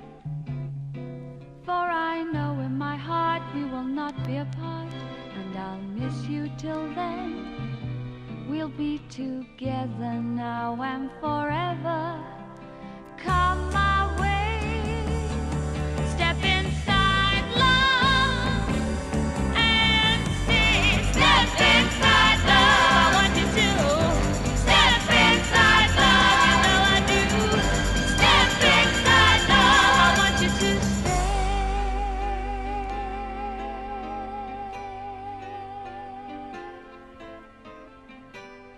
So anyway, the woodlouse. The woodlouse is weird, right? Isn't it? Don't you think, Kels? I didn't expect you to say that after No, that well, song. it's that kind of vibe today. Louse Nouse is the head... Louse Nouse. Mm. And how do you spell nouse? Do you know what nouse is? Nope. Nouse is like, got a bit of nouse. Do you know That what it is doesn't now? explain what that means. Okay, got real nouse. Real nouse. Another sentence? Try and put it into another sentence. You've got real nouse. Brains. Kind of. Now I've said now so many times, I don't know if it is actually a word. Anyway, how would you... You don't know what the word is, so me asking you how to spell the word is irrelevant. I would say Nouse. Me, too. Yeah. They've not got an E here. Oh. Louse Nouse. Now, the woodlouse, the woodlice, are flippin' horrible, right? Imagine you wake up and like 10 minutes after you wake up, one comes out of your nose, one comes out of your bum. Imagine that. What are they doing? How do they meet in the middle? I think they're cute. No. They're so cute. They're just little and they're like, oh, look at me, I roll into a ball. I think they're disgusting. Them No. and silverfish. You ever seen a Oh, silverfish? yeah. I don't like earwigs. They're the worst. Okay, let's leave earwigs out of it, mate. Right, why? Because I think you're actually taking it a little bit too far. A little No, bit they're offensive. horrible things. A little bit offensive. They'll get you. In the end. Mm. The humble woodlouse Yeah. has a big personality and can even be bold or shy. A study found at in the Czech Republic. So this is what Czechoslovakia does when it splits up from Slovakia and becomes the Czech Republic. This is the best thing they can do 20 years later, is do a study into the confidence or lack thereof of the woodlouse slice. Good use of time and money. I mean, seriously, guys, what do we give them money for? Do we give them money?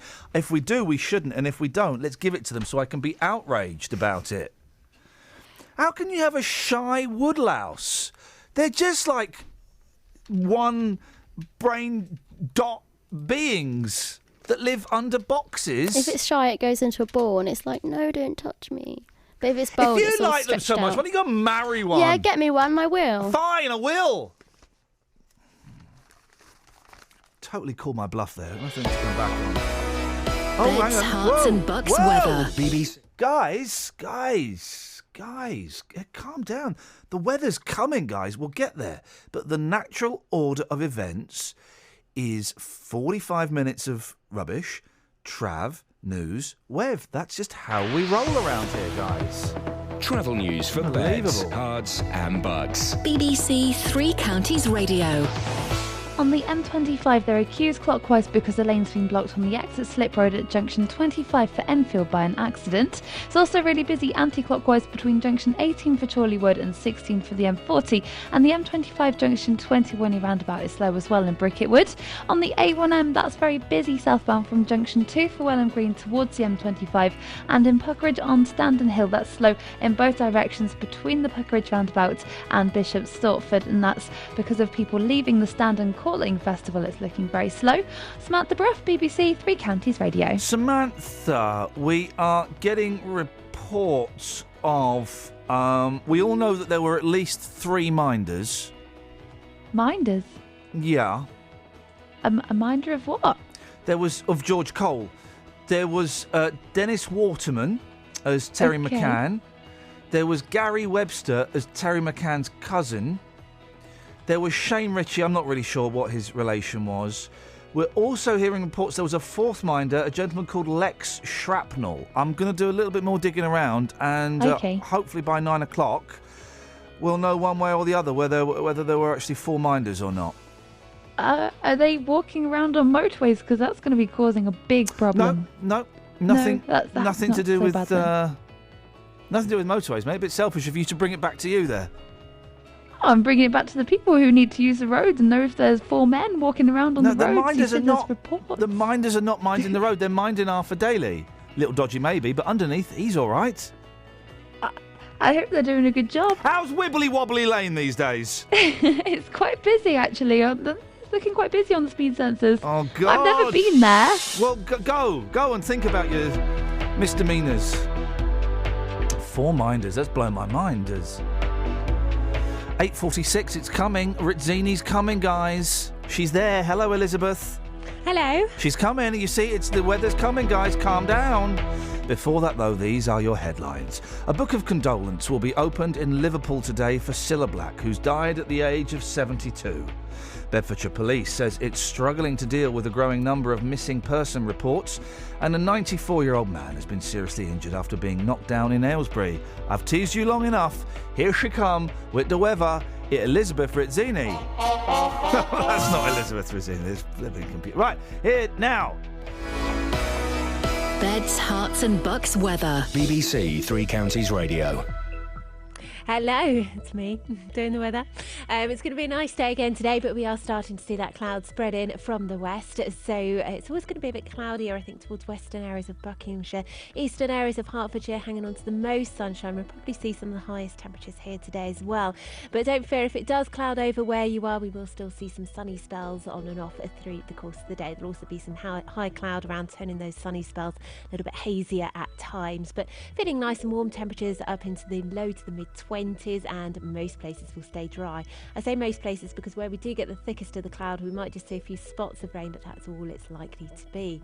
Now, as we head into this evening, we'll be into the cooler air. So we are expecting it to be a bit fresher this evening and overnight. Overnight lows of around 13 or 14 degrees Celsius. Stay mostly dry, again some clear spells at times. Tomorrow, again, lots of sunshine around through the morning, lovely sunrise, and feeling fresher, the air. It's going to be quite breezy as well with a southwesterly wind, but it will stay dry, lots of sunny spells around. It's generally the way it will stay for most of the rest of the week. It is looking dry and temperatures will climb again by Thursday and Friday. That's the forecast. Elizabeth, I'm really sorry. What's that? I've been lied to. So What? Shane Ritchie wasn't the minder. Oh, I don't know. He was the Shane Arthur. Ritchie's in EastEnders. Exactly. He was the Arthur Daly character. The minder was Lex Shrapnel. Okay, whatever you say, and I don't really know thank what you, you're Elizabeth. talking That's about. exactly Sorry. the attitude I like. Thank you. She's right, respectful. Respectful. Every weekday morning. They're not getting shown what being British is. The intention was to try and make the world a safer place. No, it wasn't. It was to do with oil. Don't be naive, Jonathan, please. The JVS Show. I'm not comfortable with it. And if they feel they're being pilloried, well, they're putting themselves as the odd person. It's such a violation of a child's sense of safety in the world. And I hate to use that old cliche, Jane, but it hasn't done us any harm, has it? The JVS Show. No, I haven't made my point. I'll tell you when I've made my point. Every weekday morning on BBC Three Counties Radio. We just had an email from Aidan, who says that woodlice are magnetic. Really? Now, I don't believe that, because I don't believe any of the emails that Aidan sends. I think they're all nonsense. I know. Not nonsense. Nonsense. But I'm gonna believe that one, and I'm gonna use that as though it were a fact. We could. We just need a woodlice, and a magnet. Okay. Have you got either of those? I've got neither of those things at the moment, but Okay. if we could find them, That would be good. that would be absolutely awesome. Awesome. 03459 455 555 is the telephone number. So this geezer, and he's a bit of a geezer, but I also think he's a bit of a plum. He would annoy me. He does look like the fellow from EastEnders, didn't it? A little bit. A father, and what's that got to do with it? What's the fact? Actually, well, okay. A father has built a fake speed camera to stop day trippers, one-way drivers, hurtling through his village at more than 50 miles per hour. By the way, one day next week, when I'm not here, we're going to do a phone-in on the Beatles songs that have got rude words hidden in. They used to hide rude words in their songs. Yeah, they did. Like what? She's a big teaser. They've hidden. They is in there. Oh, Apparently so.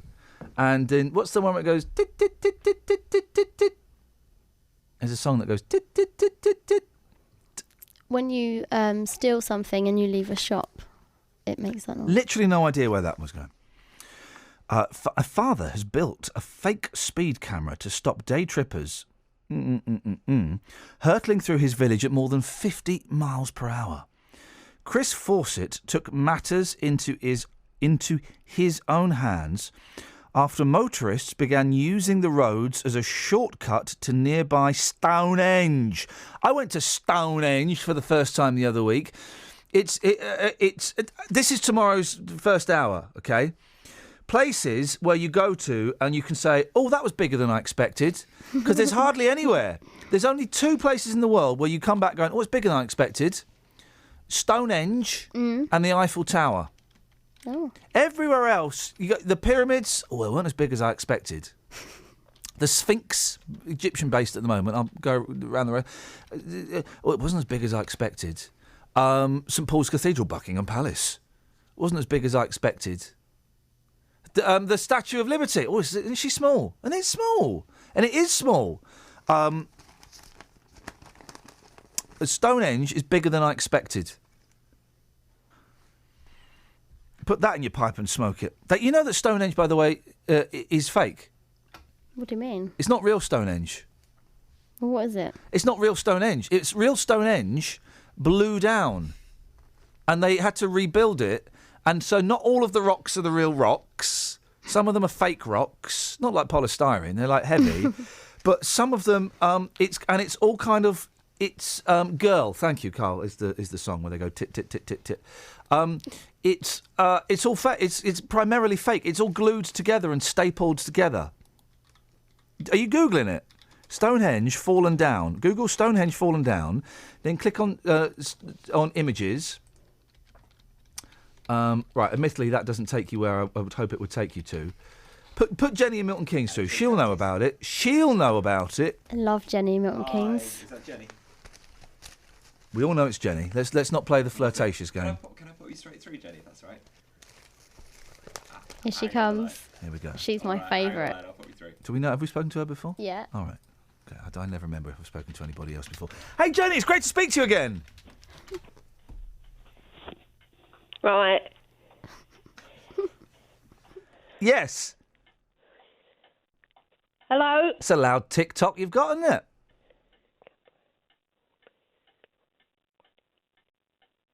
Is Stonehenge real?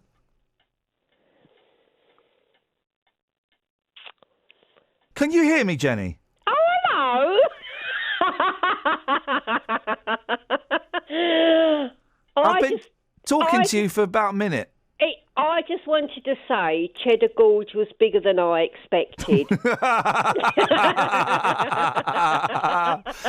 Oh, what was it? Yeah, it was much bigger. I was really shocked. It's very rare, isn't it, Jenny, these days? You can go on, you look at something and they're always smaller in real life. They are, yeah, disappointing. Isn't it, though? It's, especially with the internet and these dating apps. Yeah, oh. Yeah. Why did you go to Cheddar Gorge? Was it gorgeous? Why did I go to Cheddar? Probably didn't have anything else to do. Yeah, isn't it? Well, Stonehenge is... Well, Stonehenge, Stonehenge isn't real. Oh. It's a fake stone... The real Stonehenge blew down. Hang on a minute. David? Yeah? Tell us about Stonehenge blowing down. Well, if you said it, it's got to be real. Sorry? If you said it, it's got to be real. I'll tell you why. Yeah? If only Spike Milligan was here to tell us the truth. Oh, we're going to call you back on a decent line, David, because I can't hear a word you're saying. It sounds like you're in Wibbly Wobbly Lane. So Cheddar Gorge was bigger? Oh, yeah. Have you ever been to America? No. Oh? Is that no? Because it'll be smaller than I expected. America is a lot smaller than you expected, Jenny. Thanks for calling. All right, How do you sleep with that TikTok? Oh, doesn't bother me. Oh, it's bothering me. It's doing my nut. Is it really? Yeah. Well, next time I phone, I'll put the phone somewhere else so you can't hear it. Oh, you don't like it? Oh, it's too loud. Oh, you're very sensitive, aren't you? I'm a very sensitive man, and I think you'd enjoy that. It's probably because you have to get up early, Ian. Yeah, isn't it? Jenny, nice to talk to you. See you later. Bye. Ta-ra. Why is everyone calling in the last 3 minutes of the show? David? Yeah. Right. Well, I'm going to say about Spike Milligan. If he was still here, he could tell us the real truth. Your voice sounds like you're doing this to yourself. Why? What is going on with it? What's happened to your line, David? I've got no idea. I've got no idea. Blame it on the blooming tower that picked up my signal. I'm going to blame it on the boogie, David. Graham's on the line. Morning, Graham. Morning. What you got for us? I just want to say that how much I love Wibbly Wobbly Lane. Now, is the Wibbly Wobbly Lane, is this a real place? Of course it is. Carter's Lane. I just think... Formerly known as Carter's Lane. I took a picture of it from a friend once who lives in Newcastle. Oh, do you know what? I've seen that picture. Yeah, that picture, a picture was doing the rounds a few weeks ago. Yeah, I mean, why would you... Wibbly Wobbly Lane, it's a cracking name. It is. It's gorgeous, isn't it? It's in between Hitchin and Luton. Is Wibbly Wobbly Lane bigger than you expected? You know what? It's smaller than I expected. Oh. It's tiny. Most things are. They are, aren't they? Well, that's a great way to end the show. It's been a great show, Ian. Well, maybe not. Yeah, I can't disagree with you today. Great, I cannot disagree with you. We got through it. That's the main thing. I'm going to have a very long lie down in a darkened room and consider all possibilities. Right, let's have a little bit of Trav. Travel news for beds, cards and bugs. BBC Three Counties Radio. There are delays on the M25 clockwise because of an accident at junction 25 for Enfield. It's starting to be cleared away. It's between a truck and a lorry. The lorry does look like it's gone, but it's still causing some queues. The truck's still partially blocking the lane for the exit Slip Road. On the A1M, it's slow southbound from junction 2 for Welham Green towards the M25 at South Mims, and the M1 is busy southbound between junction 10 for Luton Airport and 9 for Redbourne. On the A505 eastbound in Hitchin is very busy, approaching Parkway from Wibbly Wobbly Lane. And in Puckeridge on Standon Hill, that's looking really slow now between the Puckeridge roundabout and Bishop Stortford because of people leaving the Standon Calling Festival. In St Albans on the North Orbital Road, that's slow too between the Park Street roundabout and London Coney roundabout and the roadworks. Samantha Bruff, BBC Three Counties Radio. Thank you very much indeed, Sammy. Thank you very much indeed. That's it, guys. That's your lot. Don't forget, there is a podcast out. If you want to get it, go to iTunes and type in Iain Lee, L-E-E, and it'll pop up. We'll be back tomorrow at 6. Until then, from us, ta-ta.